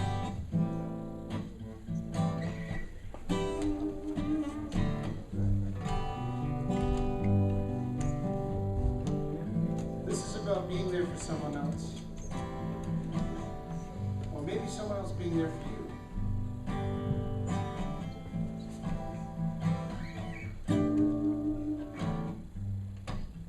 When you need a place to run away, you just call and say, I'm on my way.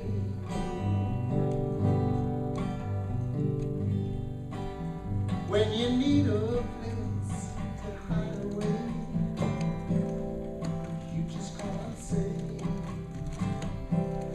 I'm on my way. You all know it now. On my way, on my way. On my way, on my way. On my way, on my way. Hear that song you got to sing.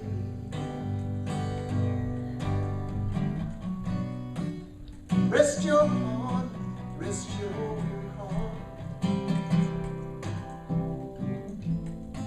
Take all the time you need, take all the time you want.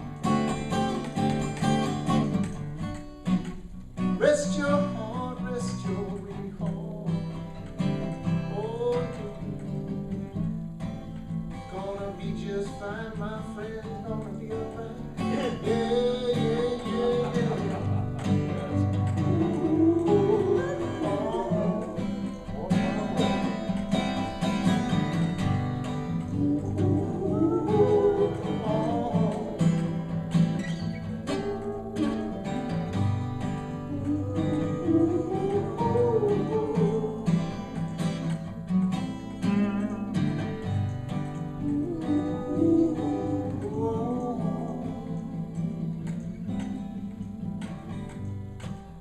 When that load gets heavy and the road gets long, you won't be doing wrong. Oh, you won't be doing wrong. And when your heart is heavy, the stormy undertow, you know when to call. You know where to go. Where do we go? On my way, on my way.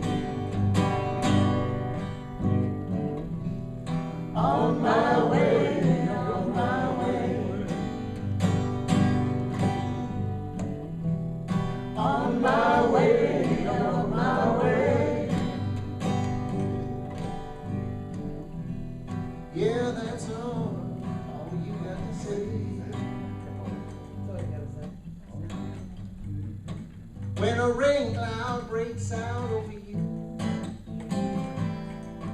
there's some shelter here.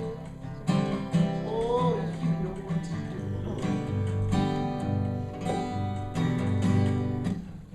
When times get tough, and they do someday, call me right away. You know what to say. On my way, on my way. That's right, my friend. On my way, on my way. I'm there for you too. Every day.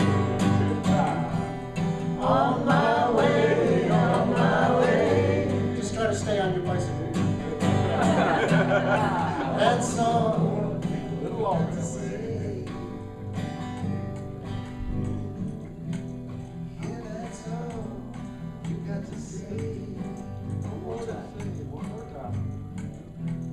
Yeah, that's all you got to say.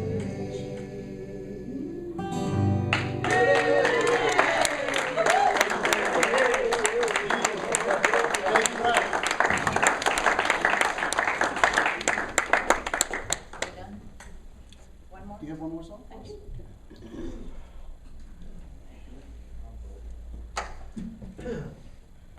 Change chairs. We can do that. It's okay. Yeah. Okay. So, this song is called River Flowing.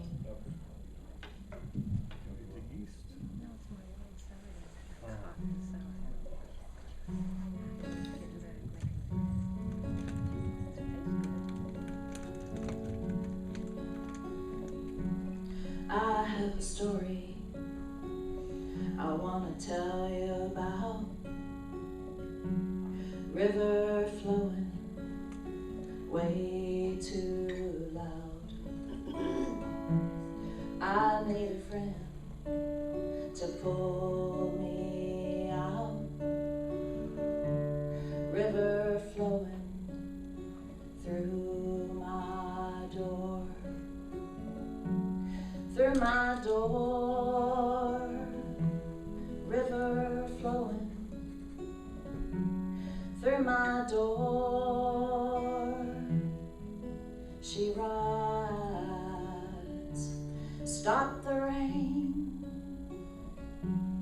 on that river, river flowing through my door.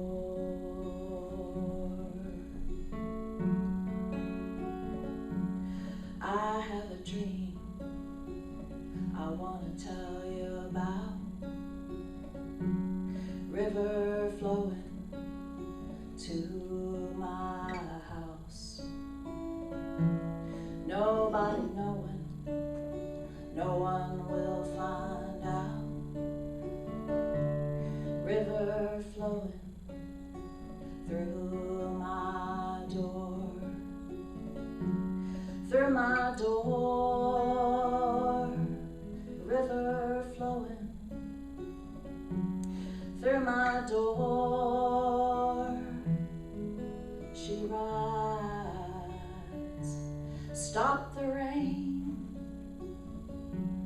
on that river, river flowing through my door.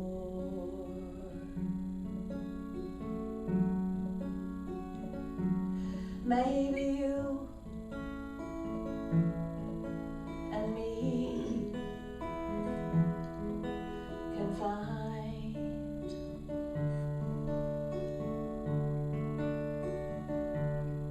that place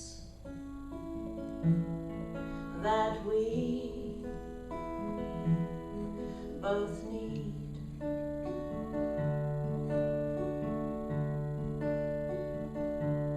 Maybe you and me can find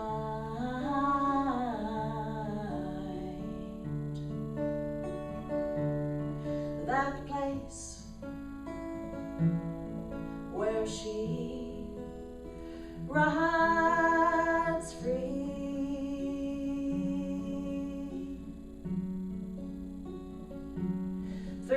my door, river flowing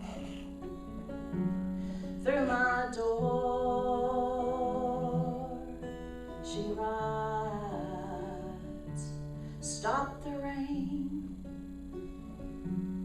on that river, river flowing through my door.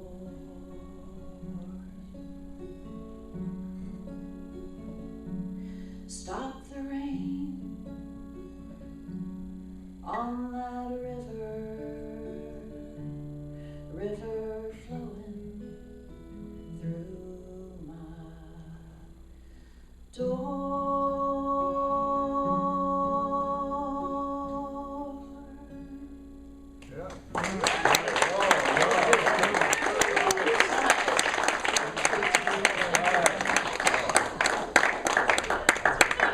Jack. We're all done. Thank you. Yes. Yes. You just started, brother. You just started. Thank you. Often quantum artists have been so glad to sing with you.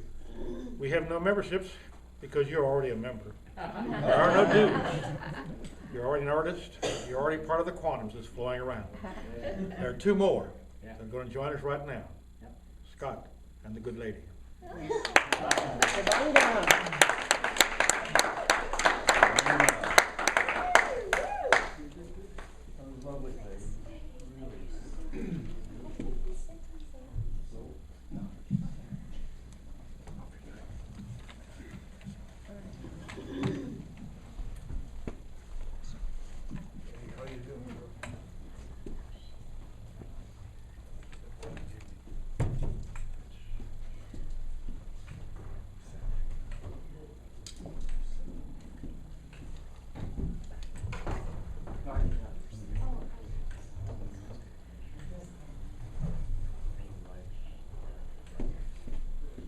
Don't worry, it'll be worth it.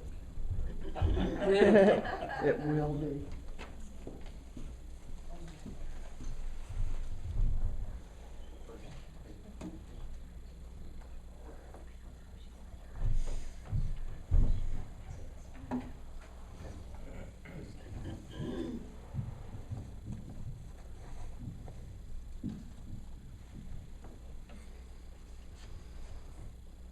Thank you so much, Thom, for inviting us. We are collaborating for the last 6 months. Okay. So this is the first time we got 2 mics, right? Yeah. We're giddy with excitement, by the way. Yeah. This particular poem, I write in Bengali, that's my native language. And my poet friend, Vincent Siluji, he helped me for this translation.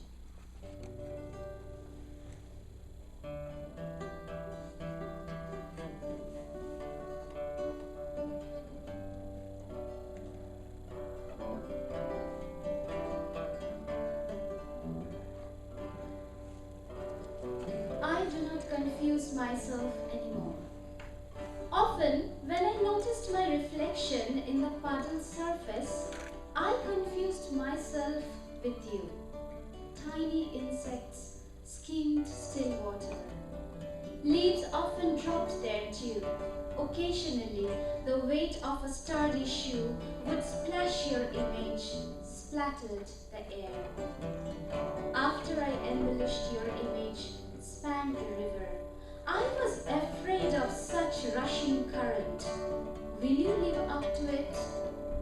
Your image then wound a slow rusty road. I was afraid of such red pebbles. Will you live up to it? Next, your image shot up a massive tree. I was afraid of so many reaching limbs. Will you live up to it? Your image lasted in metamorphosis. Sky, hills, forest, birds, it lived in anything I was afraid of. Such blues and greens, of the fluttering of wings, will you live up to it all?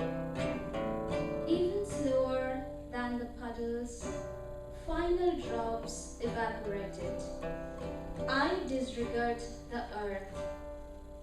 Lifted the sky by the breaking dawn, I confused you with the universe, made me mistake myself for you. Now I no longer see the puddles full. Meet your shadows no more. Deserted by even the rain here, I gathered everything now. Small pebbles, bird feathers, dark clouds, green leaves, even bubbles from water. Whatever I was afraid you will not live up to. All on a fresh piece of wood. Looking, I brush my hair, a blue flower, kajal my eyes. Have never seen such a crystalline image. I do not confuse myself anymore. Once more, in my woodcut background, your shadow sporadically appears. So I wipe my dear mirror with drops and dust. I do not confuse myself anymore. Thank you, love, for sharing yourself with us. Your presence gives it meaning, power, and purpose.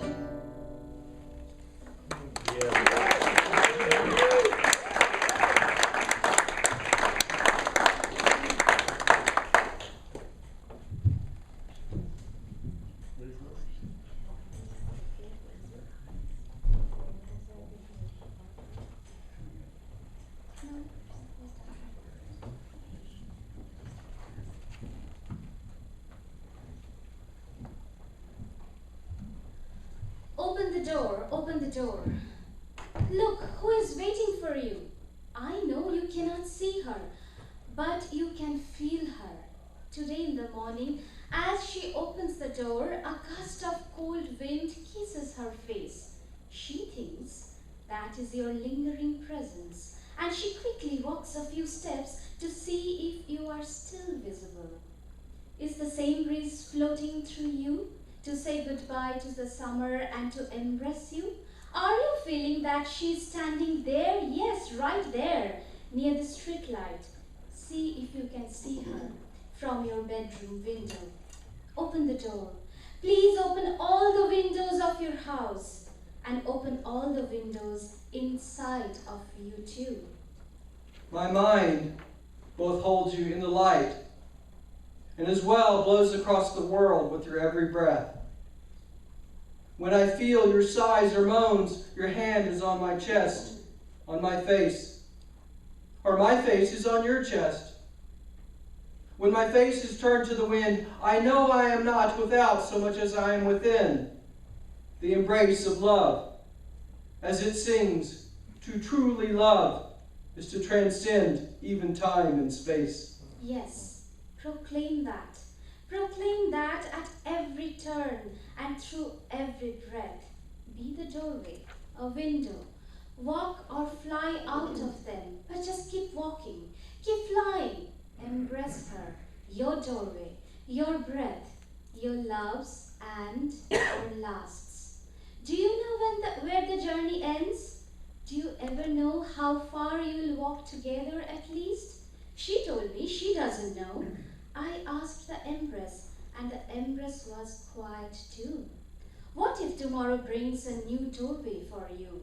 If spring invites you early through it, what will you do?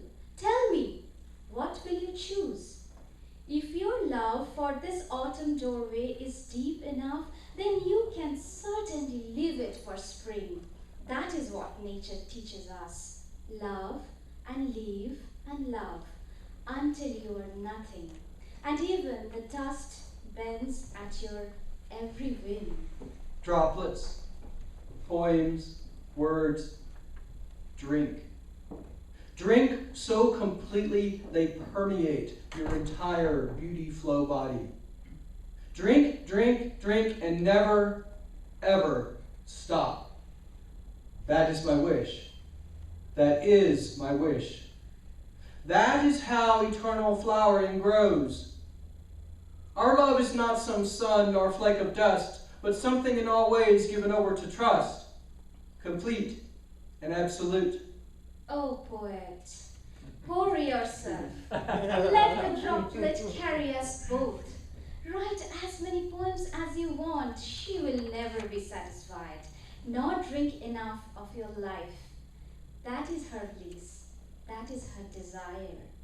While drinking, she carries the unique moss of the upper San Marcos River. Through her breath, her loved ones also breathe in the green.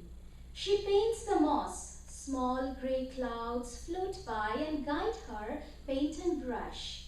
Beauty is expanding. Every moment of this duskish hour. So thirsty she is for love lyrics again. Love her endlessly. She now loves being unquenched. Open the doors, all the windows. Love was never meant to know what home is. Embrace the absolute truth that we have no face, none at all. And though pains sometimes seem endless, they always end. For true love transcends them all, exactly as it makes it, without ever mouthing even a single word.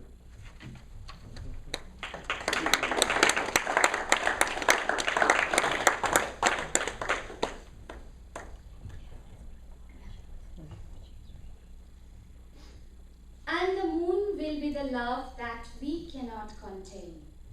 A gusty summer breeze blew through my painting room. Green, vermilion, azure, and many more brimming, pouring rain inside me, colors fusing into each drop, budding on the white page, freshly kissed by the breeze, waiting for brushstrokes. How to paint a vessel of contentment, million hues sparkling inside. Dew on mountain clover, as the morning sun drinks deeply every single drop, as if each of them are precious nectar that sustains its life. As the birds slowly wake up, none of them envy the one that woke up first, singing. Let us all join in the prayer that is the worship of loving someone else. Let us too drink deeply of the water for which all lovers thirst. I see the moon in the well. Water trembles, the moon shatters. My hands gather the pieces, put them together again. I touch my lips to drink up the glow. The world seems a wonder, and the wonder springs from the very core of my heart. My eyes close. Let me caress the water with my fingers. The moon quivers in my hand, drops through my fingers. I don't want to see you in the sky. Stay close in the still water. And what was meant to quench, quenches. And sustain, sustains. And every droplet that is us, we drink in. And we are mixed with the colors that are us. And you and I are merely the complementary ones the moon makes in honor of this. Then and only then does real beauty permeate everything else.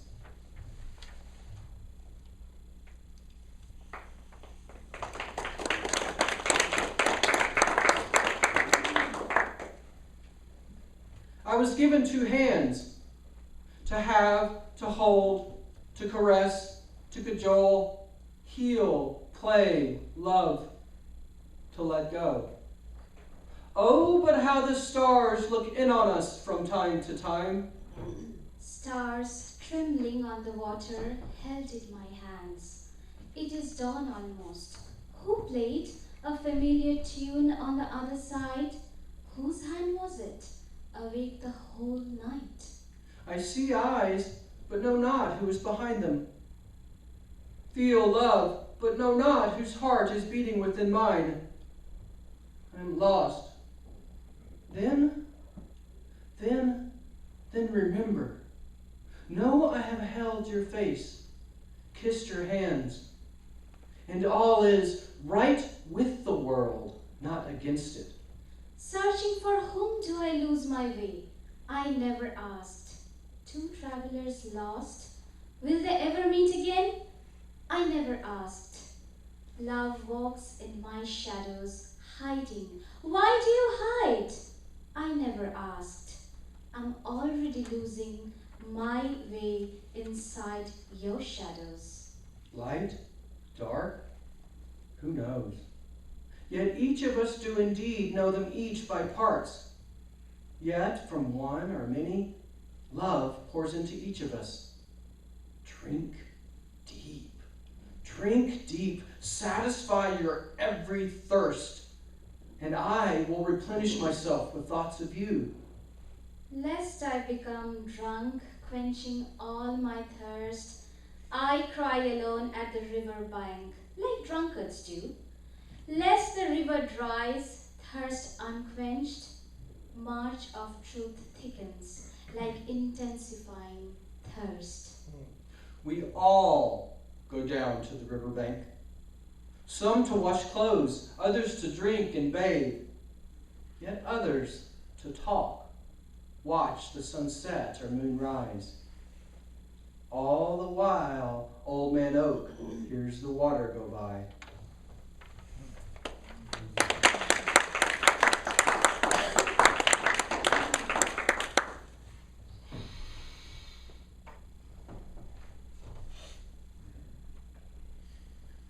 My wish upon all the stars. The stars are tears of loving joy when I contemplate you. I would have them, all of them, every last single one, rain down out of the dark night sky so that every one of your wishes, and even more assuredly your wildest fantasies, were overflowing with love and gentle tendernesses. I am the revelation of a billion, or perhaps only a single one. In truth, to me, both are just the same. Blooms. Opening with their sweet scent, like my kisses adorning your cheeks in the shadows, when and where we in our half-lit nights of sumptuous meeting join. Flowers know the very nature of this, as do snowflakes, raindrops, and laughter, as their echo drifts off out of earshot. Where I begin and you begin, and as both, as well, we end. Lose their significance when it comes to feelings such as these. And what is happy to be our mountaintop, where snow, rain, and glacial meltings pour over everything's shoulders like rivers of delight, knowing we are one and whole and complete. Sweep, breathe, speak, slip quietly out of our ecstasy as our skins meet. And the last one.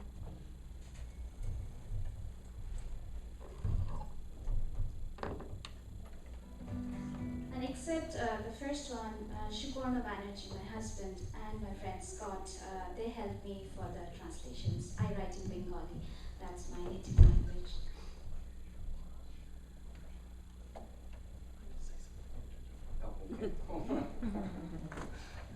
We knew he was. Hang on a second.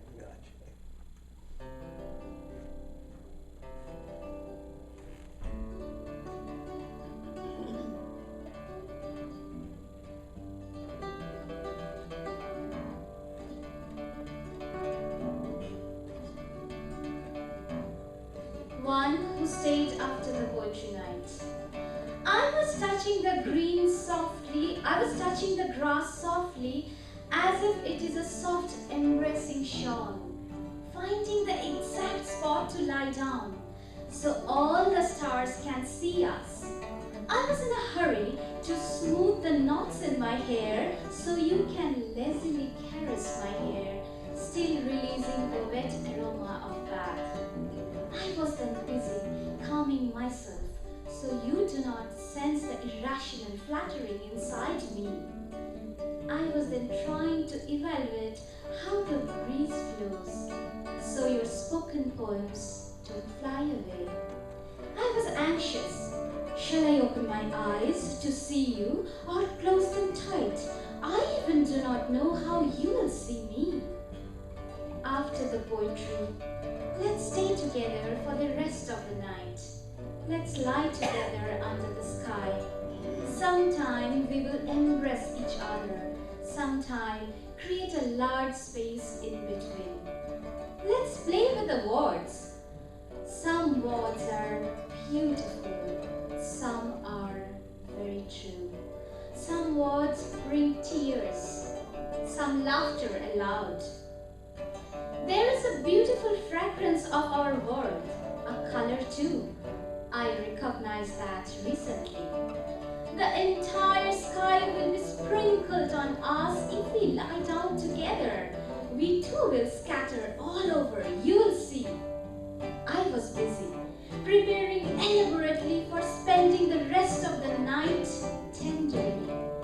I didn't know, when you lay down beside me, I never anticipated, when you touched my forehead, my lips, was I asleep?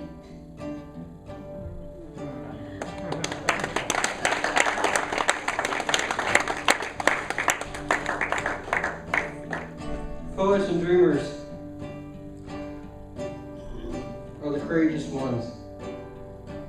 Not only because they have the wherewithal and the power to write what they love and feel into reality, but because like this, they make their dreams come true. Thank you all very much. We really appreciate your time and attention. Thank you for giving us your peace and eternal love.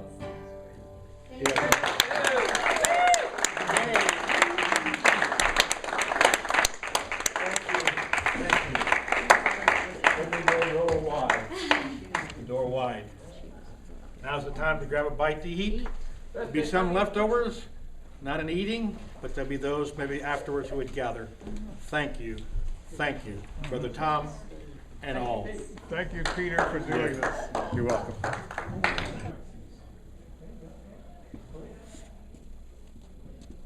There aren't any other rooms in the city.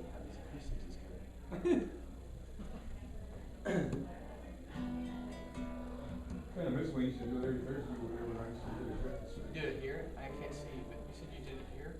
What? Yeah, what? I didn't hear what you said. Oh, I used to sing over there when I was living in Dripping Springs. Well, we did it every Thursday. Thursday. Oh, Thursday, yeah, Dripping Springs. I know that. I know of the venue. I don't know if I ever went to one. Nancy. Ready to go, baby. Well, I'm going to do a little airport music. Music for airports, you know they have. You know, that's one of my favorites. It's such a jam.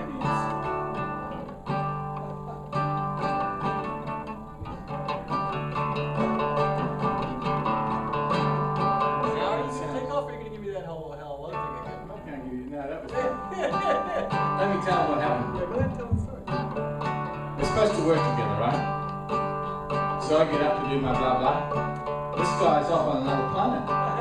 That's not exactly true. That's my version of it. That's his version of the story. That's my version of the story. My version, and the video shows it. He said, Scott. And I said, yeah. And he said, well, yeah, you know. And so I got up there and I started playing. Yeah. And then Jack gets up and he tears off to it. He starts improvising. Yeah. I was like, wow, this is great. And so by that point, I had hit a nice stride. I mean, I'm really grooving. And he's gone. And gone. I'm grooving. You know, That's and right. I'm fully expecting that he will jump in there and head downstream with me. Right. And he gets up and says, Scott, hello. Stop that. Hello. And the point being, apparently, he likes to lead. That's me. And Alpha male. Some of us like to have the musicians. I like the musicians. Okay. So, by the way, I was channeling Drew. Okay. Yeah. Now you tell your version. I will. Last Wednesday night was almost a storm, so it kept people away from Rad Radam, which is our open mic, open stage that you have played at. But most people are afraid of rain, afraid of fear, and afraid of storms, but we're not. We're poets. We don't even fear death. Nothing can stop us. So there we are in the rain and the storm, Radradam. And who's there but no one? And then comes Drew. Now Drew, you must understand, is a magical man. As much as Scott Vanya is a magical man, Drew is magical. And he plays the most extraordinary textured, filtered music from the heavens, straying through golden mines. He just makes something absolutely beautiful happen in the moment. Never predicated, never pushing, just absolutely flowing in the moment. And you get to hear the resonance of a ballroom, where on one side there are words, and the other sound, there's soundscapes, and then they change shape and form, and they morph, and they become one glorious dolphin. This happened in a rainstorm. It didn't matter to us that we were soaking wet. It didn't even matter to him that electricity might short him out. But the truth of the matter was, he gave everything he had. He did that for hours and hours and hours. Some of us like to exorcise our demons by running from them. Some, they run into the storm, and the storm becomes them. So you want to do anyone now? You want to do a round robin? I came to play. I don't know if I can speak. Yeah. Sure, just play. Yeah, play. That was my piece. Who's next? But if they all step aside, then they won't. All? There's only 2 people. Oh, I can't see. Yeah, it looks like an infinite number of blinds. Cheers. Debangana, this is a round robin now, so you can lead or improvise, but everyone is welcome, but they need to actually do it. So we're going out the way. All be welcome. So shall I do? Okay. Remember, anything you want to do, you do. You just do one. Okay. You want to read? Should I come? Yeah, if you like. It's okay. Can I play with you? Courteous. Yeah. It's wonderful. It's a chivalry thing. Good luck.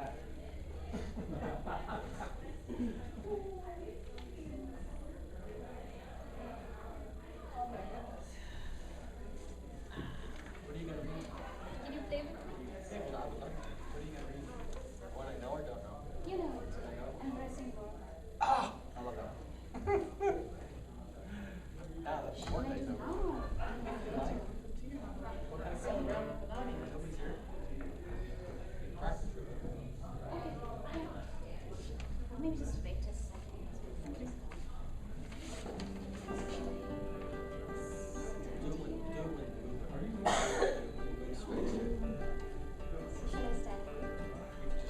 Just that.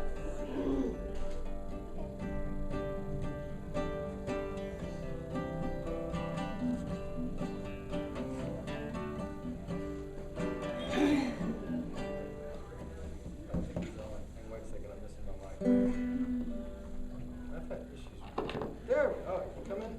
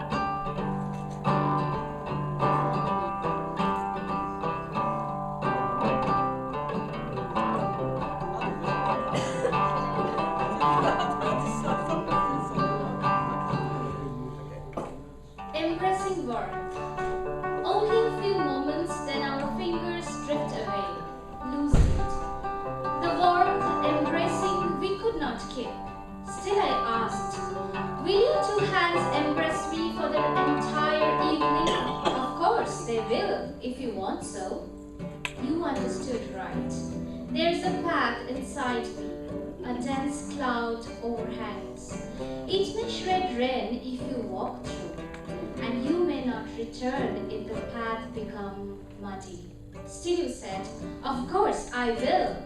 You said so because there is a song, a full monsoon song inside you, a tune of paths lost. And that song washes over my tremulous voice. So it is raining often in my small town this year.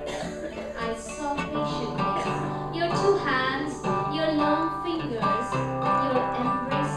you embracing me certainly, embracing my deep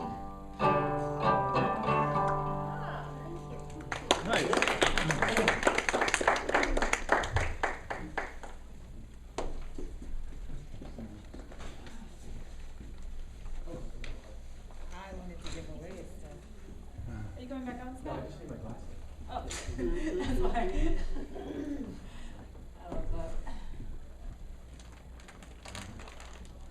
You giving them away? I am, but. You need some help, Teresa? Yes. I do.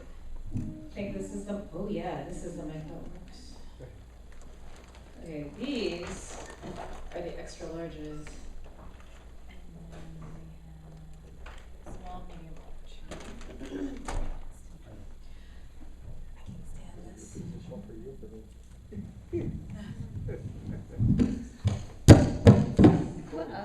That almost sounded like I tried to do that. I know. It's just a little too. Oh my God. It's times like this when I think, I should have used the green light. All right, here we go. All right.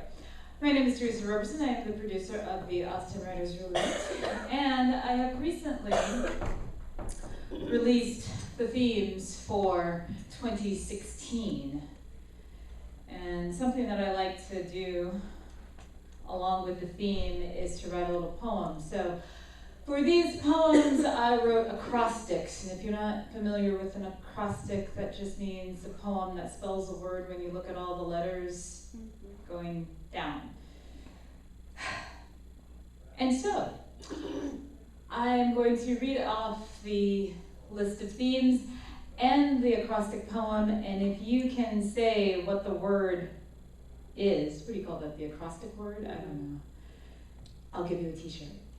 So, as long as you want a small through extra large. And Bear was supposed to help me, but he sat back down. I guess you don't want to be the scene of the crime. Well, I could either throw the shirts out to people, but I just thought they would like my lovely assistant Bear. Yes. Who wrote the wonderful poem. Well, it was kind of like a poem skit play. Yeah. Turned like on the radio. A little bit of everything. All right. Spoken word. All right, so for January, the theme is leap and the net appears because 2016 is a leap year. So the poem I wrote for it is joyous, universal, motivated, precautions freed. What is that word? Shall I read it again? Yes. Yeah. Joyous, universal, motivated, precautions freed. Jump. Ah, jump! Yes, in the back. What size? What size? Right here. Oh, right here. You guys, the light is here, and I just hear voices. So I'm glad. I thought you said F. No. No. Look, there's 11 more months. Yes, it is jump. What size? Oh, medium's fine. Medium. All right. There you go. Now for February.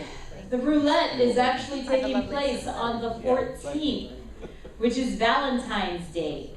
So the theme is sex, love, and virtual reality. That's the theme. Here's the acrostic. Amulets, megabytes, orgasmic, underwear for two, robotic companions. Say that again? Yes, yes. What size t-shirt? Was it a moray or a more? Close enough. We're gonna just like keep this going. What size shirt? What you, Medium. What size? Medium? I think Linda got it too, so she can deserve it. There you go. Yes. What size, She just Linda? wants to. Medium. Medium too. All right. This is great. Yes. I've got 2 lovely assistants. This is nice. I mean, the assistant's really good. All right, and for those of you who are joining us, I am reading the list of 2016 Austin Rider Roulette themes. I wrote acrostics for them, and the people who can guess the word that I have written a poem for gets this free t-shirt. Okay. All right. Can I ask you something? When you read... She said you can. No, when you read that poem, what led? I don't understand how we're supposed to. An acrostic is the first letter of the word. First letter, the first Oh, letter going down. So you're Okay. And I tell you the theme first, so that kind of gives you the ballpark of what the word is going to be. All right, so for March 13th. It's like virtual Oh, my birthday. I'm so glad you said that. You know why? Mine is 14. Is it? It is. Because the March theme for the Austin Riders Roulette will be arbitrary and nonsensical. So which is which? Which one of you is arbitrary and which one of you is nonsensical? Well, it depends on how many drinks I've had. Okay. All right, let's see if any of the birthday people can get this one. Serendipitous, ill-formed, lackadaisical, logic-defying, YOLO. Silly. I think she said it first. Is that right? She said it first? What size t-shirt? Okay. A large, so the end here. Yes. Okay, see, you guys are fast learners. Thank you. Now, for the April roulette is actually happening on my father's birthday, who was born the same year Superman was created, so I don't think that's a coincidence. So on April 10th,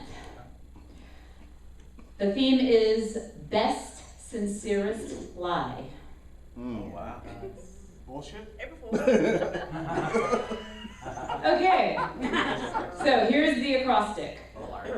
Fool's gold, illusions, believe it or not. Bib. She got it. What size t-shirt? a medium, please. Medium.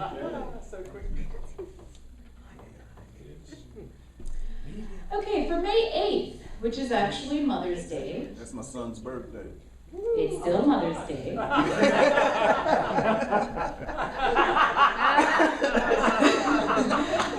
The theme is saying the magic words. Okay. Most influential things straight out of her mouth. Well, I ain't gonna say that. I'll say it again. Mistletoe. Mom. Mistletoe. Oh.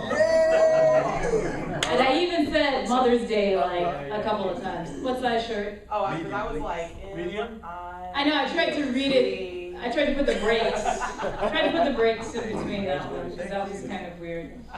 All right, so for June 12th, this changes everything. Daredevil, action hero and disruptor of the status quo. Danger? Dad? Dad. Since you already have a shirt, let's see. Extra large. Well, the extra larges are in here. Extra larges. Yeah, they're in the bag. They couldn't. They're in the sheet. In the thing. sheet Okay. container. So for July 10th, the theme is Twisted Legacy. So for Twisted Legacy, talk about a long yarn entangled. Tail. Well, from outside, someone else. Okay, I Yeah, but heard. I already got one. Okay. Someone else said it. Do we get to pick Somebody someone over to there get one? said. You could. You could. I want you to have one. I'll take one. Okay, so what size? popular size. I'll be At medium. least I'm gonna be out of mediums. All right. By the way, the Thank you. logo on the front is the book cover of my first book, I love it. I love that. Okay, now the September roulette is actually happening on September 11th. So I chose the theme Cultural Mosaic. Many intermingling practices, no xenophobia. Minx. You're close. Mix. Mix. Good. Mix. Yeah. What What size? You got extra. Okay, that's the biggest we got right there. Okay, that'll work. X-large, yeah. All right, October 9th. All right, thank you. And just to let you guys know, Halloween is my favorite holiday, so the themes are always kind of Halloween-y on my October roulettes. So the theme for October 2016 is fear of being swallowed.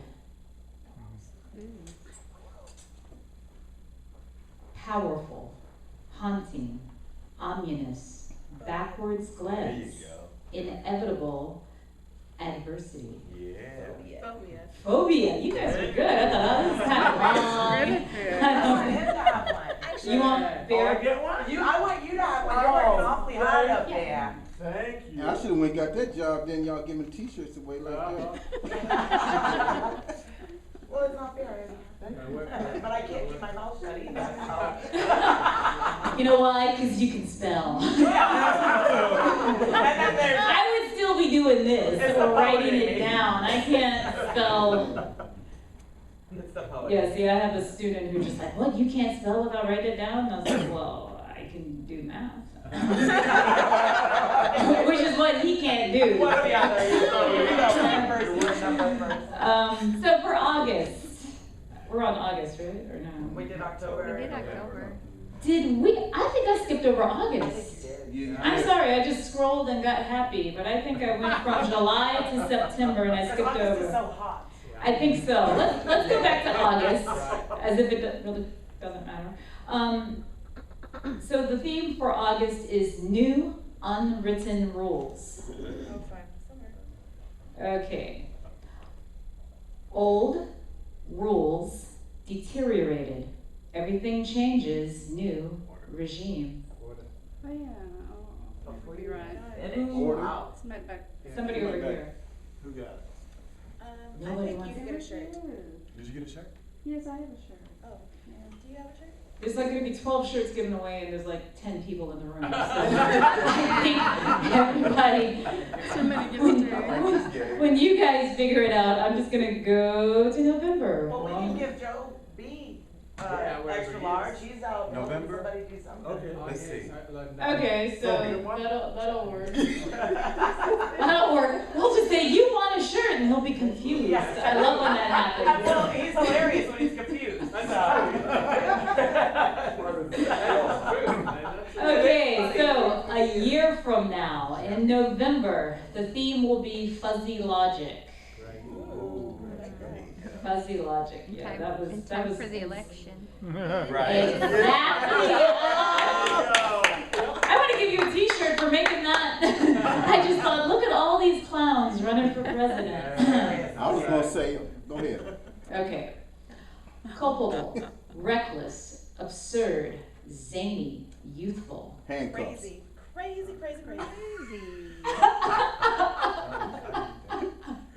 What? Delete. Because some of them should be in jail. I just love I spelled out crazy and he said handcuffs. Now that is I was going by the theme when you said fuzzy.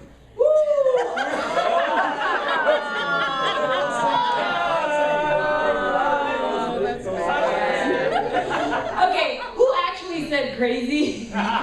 They did over here. Okay, what size? I already have one.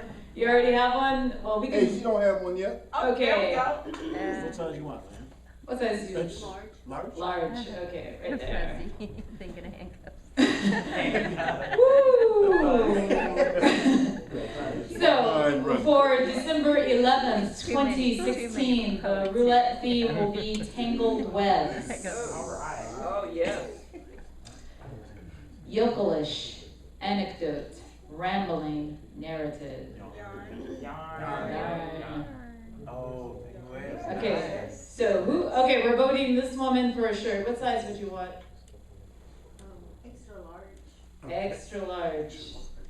All right, so tomorrow is the November roulette at Malvern Books, 613 West 29th Street, cat corner to Spider House Cafe. Okay. And the theme is bumper sticker logic. So you think, well, I don't read any bumper stickers. You will. When you're in traffic. It's not supposed to rain tomorrow, so everybody will be out on the street. So just look at some bumper stickers on your way to Malvern Books at 3 o'clock, and you can join us. And then our last theme for December, I think it's 8th. Well, I'll have to guess. I have them in my pocket somewhere. I thought I did. Yeah, here we go. Let's see. No, it's December 13th. The theme is accidental orgasms. There you go. So you guys have your homework and your t-shirts. All right, so I'm done. Next poet.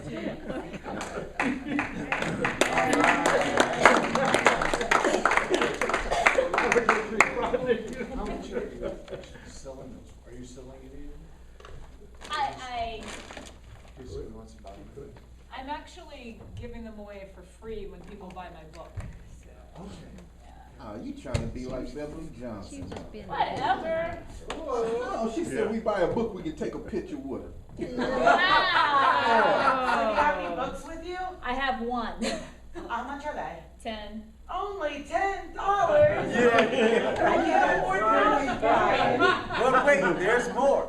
The book cover matches the t-shirt. I need that book. And I will sign it for free. Yay! And she'll let you take your picture. Yeah, I assumed everybody. This quote goes with my poem, or inspired it. If you recognize this quotation, let me know. Whenever I find myself growing grim about the mouth, whenever it is a damp, drizzly November in my soul, whenever I find myself involuntarily pausing before coffin warehouses and bringing up the rear of every funeral I meet, and especially whenever my hypos get such an upper hand of me that it requires a strong moral principle to prevent me from deliberately stepping into the street and methodically knocking people's hats off, then I account it high time to get to sea as soon as I can.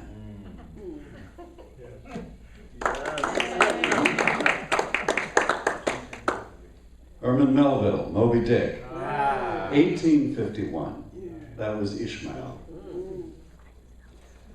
I'd rather be sailing. Today in gridlock traffic, on a car bumper, I spy somewhere the quaint complaint, I'd rather be sailing. What do they know, I think, looking at my fellow motorists imprisoned in their steel machines? What do they know of the chilly damp of early morning cove, the fog that lies in silently after the autumn constellations have burned brilliant overhead? What could they know of the freshet that ripples the glassy surface of the bay, the ringing of distant buoy bells, the tinkling of halyards against the stays? What could I say to them? Of the lift of coming tide, the boat rocking gently as it wakes, turning on its mooring to face the pole of the sea? How does one explain? How the boat comes alive as the sails go aloft, shuddering in the breeze like an eager horse, impatient to be free.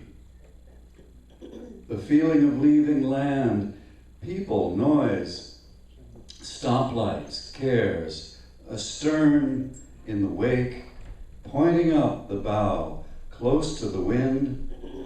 How do you text that? The sea rushing along the rail, taut sails pulling hard, sun high over distant horizon. At one with gull, boat, wind, water, sail. Is there an app for that?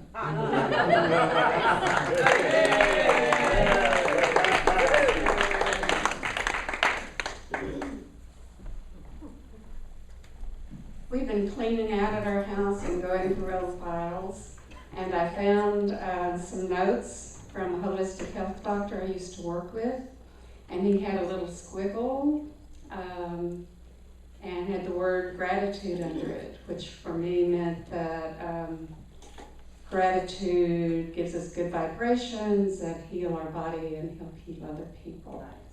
And so I started getting my gratitude songs out, especially since it's almost Thanksgiving, and here's one of them about gratitude for being alive. I am alive, I am alive, I am alive. Blood surges through my veins, and for this I am grateful. I can see, I can hear, I can communicate easily, and for this I am grateful. I have a home, I have friends and family who care for me. I give love and I am loved.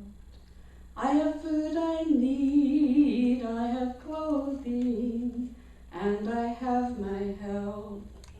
Daily my needs are met. Every day I walk in beauty. Daily I am sustained by grace. I am alive, I am alive, I am alive. Blood surges through my veins, and for this I am grateful. And for this I am grateful. Beautiful. Yeah. So are we. For you.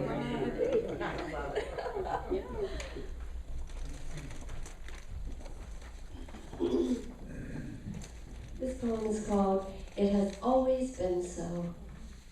A dance concentric, head and neck hidden by fabric, spiraling questions, smoldering undulations, but which seeds to sow? Voices sing and bodies sway, circling winds blow in the desert of the soul. Life is opening, dancing out the decisions, pulsing in middle, all of life being swallowed, unhinging her jaw, for she takes in everything and then sheds it all. Without arms or legs, she climbs from her brittle coat, slips into a new soft skin, vibration alive. All seasons are full of hope, shedding of the old, return of what life beholds. It has always been so. This, the deepest dance we know.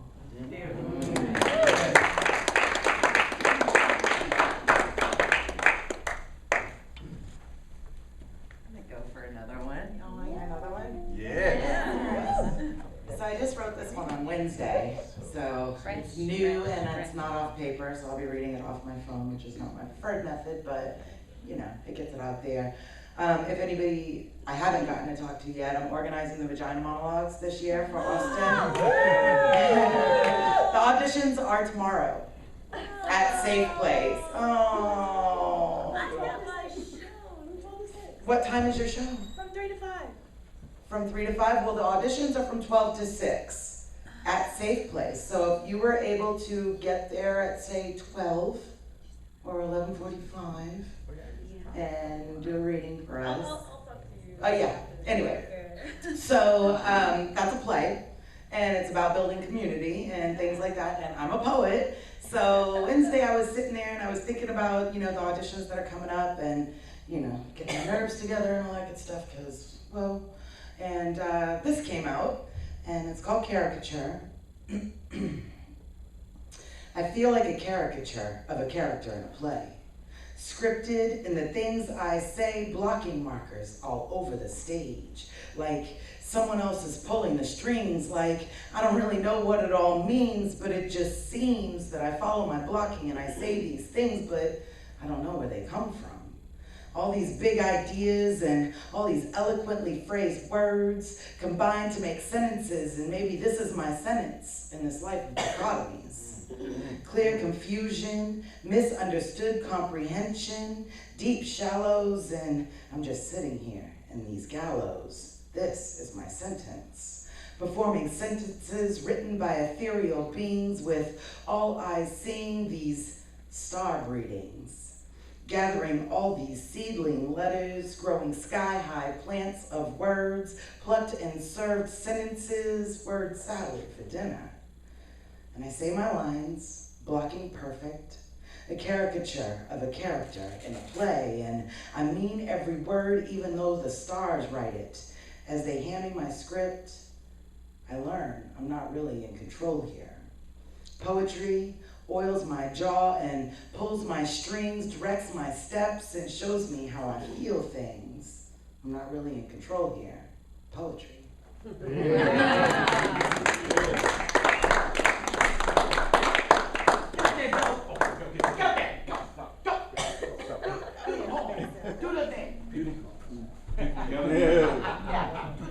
People yell at me and I do what they say. Yes. Just pulling your strings. Like, I don't want to read no poem. You're going to read that poem. I'm going to read that poem. It's like the Jedi. It's the Jedi trick. I'm going to get that fool to that lie with me and said I wasn't going to read no poem. Okay, so this is a piece I've been working on. I haven't really written in a while. Say it's because you're busy, that you'll lose track of time, miss the bus, that you'll lose track of time and miss the bus, or that you're on the bus and you'll miss your stop, or that you're at work and bills take precedence, that the timing isn't right, you don't have the right pen and you have books to read, your chakras aren't aligned, that your environment isn't perfect, you've got allergies. When the truth is, when the truth be told, you're congested in more ways than one. Say you have too much on your mind. Say it's not something that grown-ups do. Tell me it's too late in the evening, that you have to get up early for work tomorrow, and that you need your sleep, even though you never used to say that. Maybe you still feel guilty having lost so much time the last time you gave into it. Say you've lost it knowing full well it's right there breathing at the back of your neck. Say it's because you're still in that room, and you still remember holding her hand and saying hello as her eyes say goodbye. Say it's all too much. A room full of people trying to walk out of the door at once, and you refuse to acknowledge the insurrection inside, telling folks you're fine when they can see the fissures on your face, and you become so preoccupied with running, you stop caring about where you were heading, or maybe you finally got hit by so much at once you finally discorporated.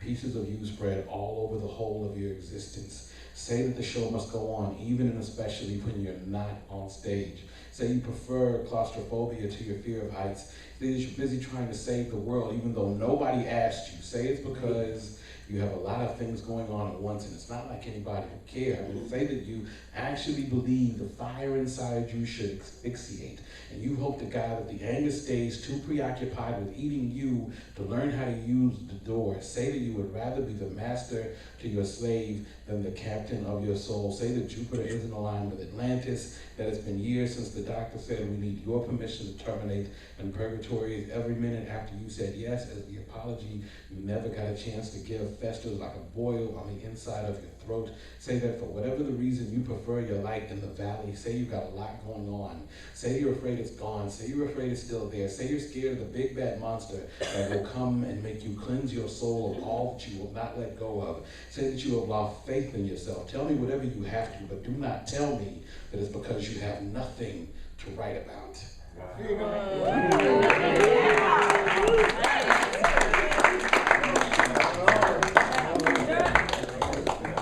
That's a fucking call. Nice job. Maybe it's maybe if I yelled on it now, she'll work answer.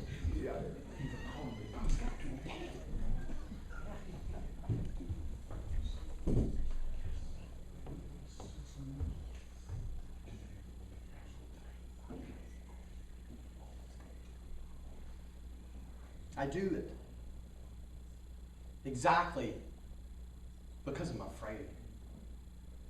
I figure if fear opens up the vacuum so I can go fill it.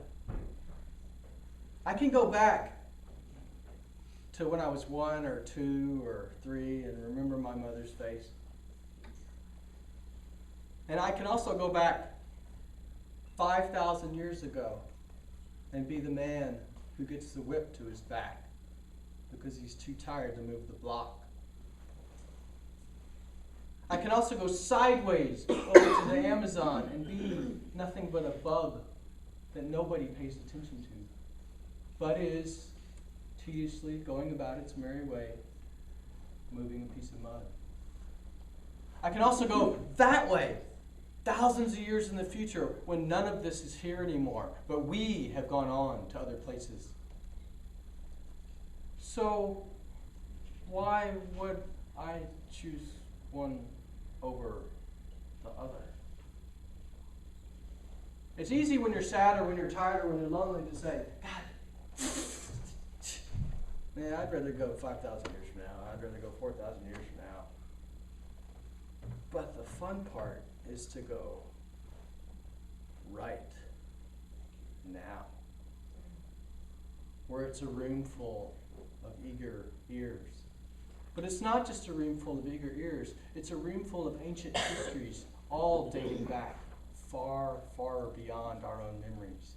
And they come together to make an evening where things are heard, even though they're not listened to. Things are known outside the wall. There's a huge, vast Austin and Texas and the world. And there's a universe surrounding us.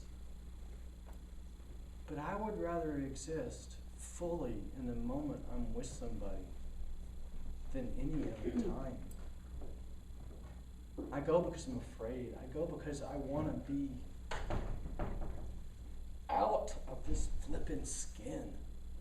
I don't want to contain myself in a human form anymore. I want to be the lights bouncing off the walls, and I want to be the birds outside the building. And sometimes somebody says to me, hang on, don't go. Hold, you're not ready to go yet. It's not time for you to leave. It's more important that you be here and tell people that poetry is every single breath in and out. It's the heartbeats you miss. It's the kisses planted and the kisses that we wish were planted. It's an infinite amount of time preceding and post-dating us. And yet, all I want to do is hold everything in the light for a second that never, ever, ever ends. Thank you.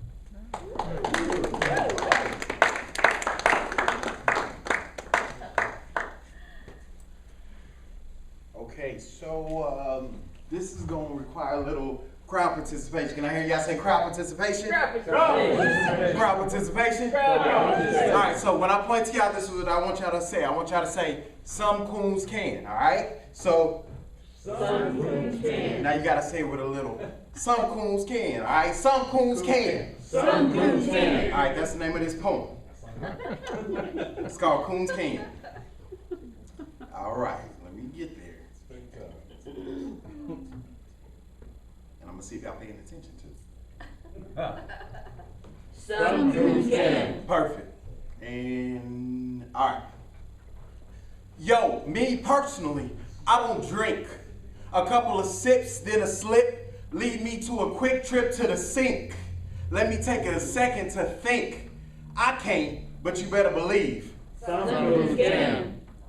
I got brothers on the streets, slanging the heat, packed strapped with the heat so baby daughter can have some heat. I ain't about that life, but some dudes can. I know mama's getting her subsidies, working 2 jobs, sometimes 3, going to school being all of her sisters' baby daddies. That's the way it had to be. I wouldn't want to do it, but you proved that some dudes can. I got my intellectual types trapped between worlds. My enunciation and diction somehow is an indictment or gives you the right or unspoken permission to be the judge on all things black. Being shunned by your community like an all-out mutiny. Words like bougie, stuck up because I want better. On the other hand, I know I'm in a world that's not my own. Entrance exams, Sally Mae, and arrogant professors. I'm an outsider tired of assimilating, watering down my culture and my heritage, patiently waiting. I know I'm not alone. The race is not given to the swift or to the strong. Hold on, cuz some dudes can. Disenfranchised and excommunicated. Those who called you family turned their back on you. With the bang of a gavel, world turned upside down. Thought she was loyal until she knocked up by your homie. Trapped in a cell like an animal. It's dog eat dog where they turn men into animals. Some become cattle, others cannibals. Upon reintegration, it's an uphill battle. Cause you got common sense, but emerge into a world where it ain't so common. Everybody assume cause I'm not out of shape. It's a dead giveaway. But I believe in the God of second chances. I'll take my chances, do what I gotta do responsibly, cause some dudes can.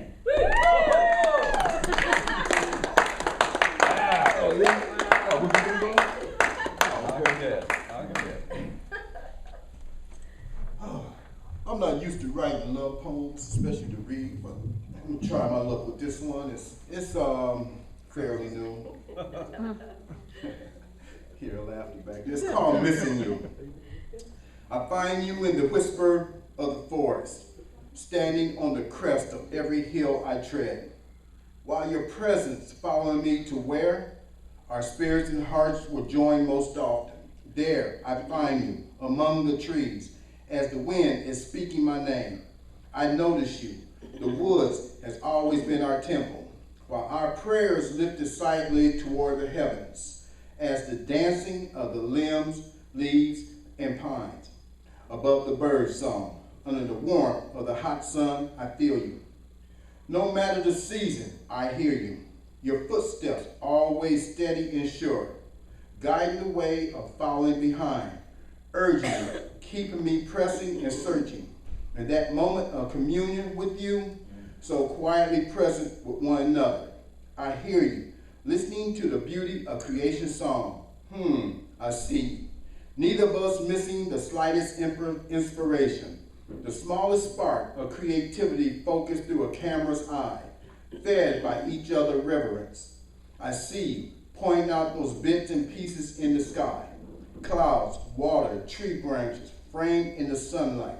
I love you, reaching out across the stillness, closing my eyes in contemplation, with all the colors of every leaf. For every season we have explored.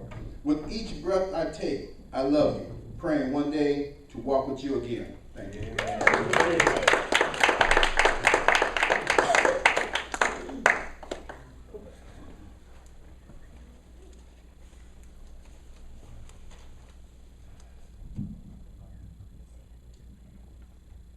In search of a home. I could not give you a home. Some days I'm not even sure which home is mine. A tiny cat, your need is small. A warm shelter, a home makes you happy. But my happiness begins with the home and I ask for more. Seeing you shiver shivering in the cold makes me sad. You could stay in a corner of my room. Why do I hesitate? You can't remember your past, and the future does not concern you. All you want is a shelter, a home, a little love. My loves are all going astray. My homes are falling apart one by one. Little cat, don't look for a shelter in my house. I can't find my ground anymore. Better think the cold night a roof, the muddy puddle a mat, the rain song lullaby putting you to sleep. Rake the garbage for food. See how fun it is to play in such a big room. Forgive me, little cat. I can't give you even such a small thing. A little corner under my roof. How can I explain to you that no roof is mine anymore? I remember very well what happened to me yesterday and fear what tomorrow may bring. I can't go chasing butterflies over the bush like you, not a thought in the world, or roll on the grass with the same tomcat that slapped you last night. I cannot do that too. I'm afraid of not getting a home of my own. Perhaps more anxious than you, little cat. Don't look for a shelter in my home. I don't know where my home is. Come on.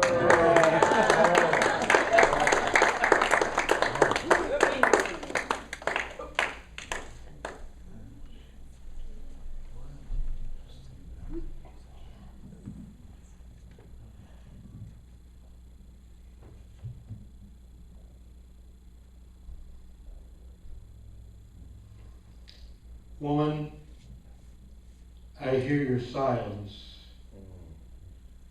Afraid, or you don't care anymore. You've heard it all before. No wonder the word whatever comes to your mind, and you protect yourself as best you can from the bastard beast too often known as man, or the weak masculinity that hides or runs when needed most. Whatever you say or do won't change the beast or the cowing boy in front of you.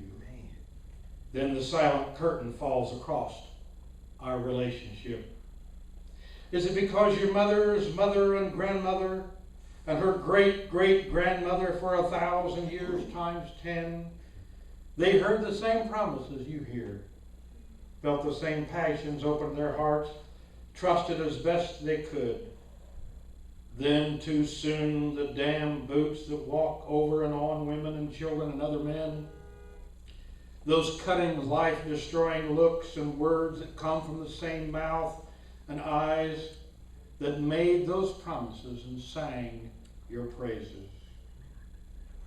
Those same eyes that promised to be with you forever have been brutal, or they slunk away in defeat without much of a fight, exposed himself and you and the children.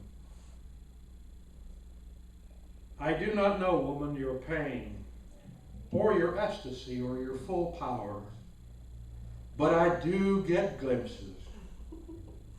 I do fall on my knees before you from time to time. Sometimes, and someone sees that as weakness. But how else can one respond to the power and the wonder and the tender of woman? And still not deny my own power, my own beauty, and my own wonder as a man. Oh, I know now, and I knew no then. In those hours of your labor when our daughter was in the process of being born, in the delivery room I administered the trilene, agonizingly, sharing in a tiny way her agony in those birth pangs. An agony I had not seen before, yet it led to the ecstasy called Stephanie Ann. And when I held her in my arms fresh from the womb and looked at her lying there, she was now mother, I was father, I was a different man, as well as she was a different woman, lying there exhausted, with a smile on our faces.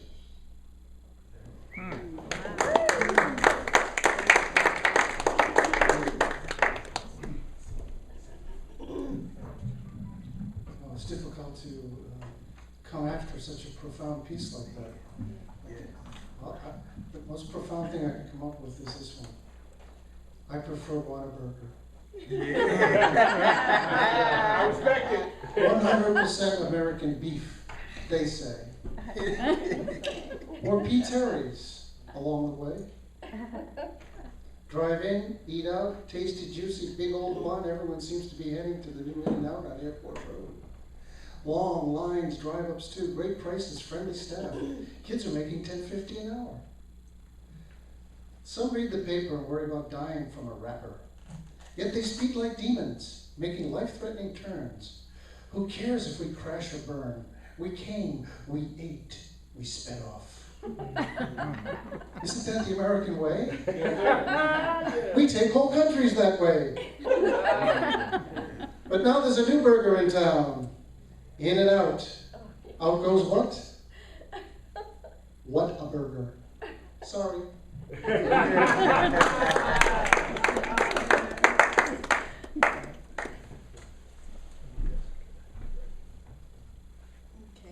I wrote this one because we had some suicides, and I wrote it right after Bobby Christina was under a coma, and remembering her mother, Whitney Houston, that I really admire so much, and I still cannot understand, such a beautiful voice, and she had so much, and she just threw it away, and it was all drugs, so it was really sad. And also Robin Williams, who, committed suicide. So this one is called Discovering Your Peace. Sorrowful, peaceless, lonesome sufferers, helpless, suicidal, stop the agonizing pain. Slitting wrists, overloading drugs, pulling triggers, sacrificial lambs, atone the peaceless, bully beasts. Absence of obsessive, introverted thinking, absence of destructive, repetitive motions, absence of the agonizing pain, absence of at any cost winning, absence of nebulous fear, absence of endless needs or wants. Calm the stormy tempest, cure the quenchless obsessions. Prayer, my tireless martyr, is the starting key to finding your peace. Yeah.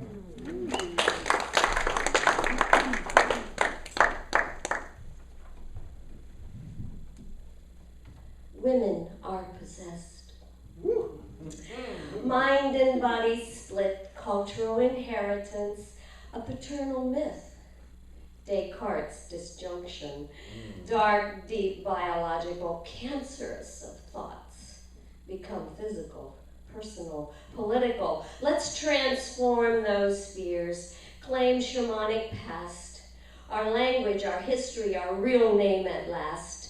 Mitochondrial remembers our maternal Eve of Africa. Our mother, our cells, mind manifests the body, women and the well, sexuality, earth, spirituality, healing, holistic, DNA dancing, with fertility tenacious. Yes, women are possessed. I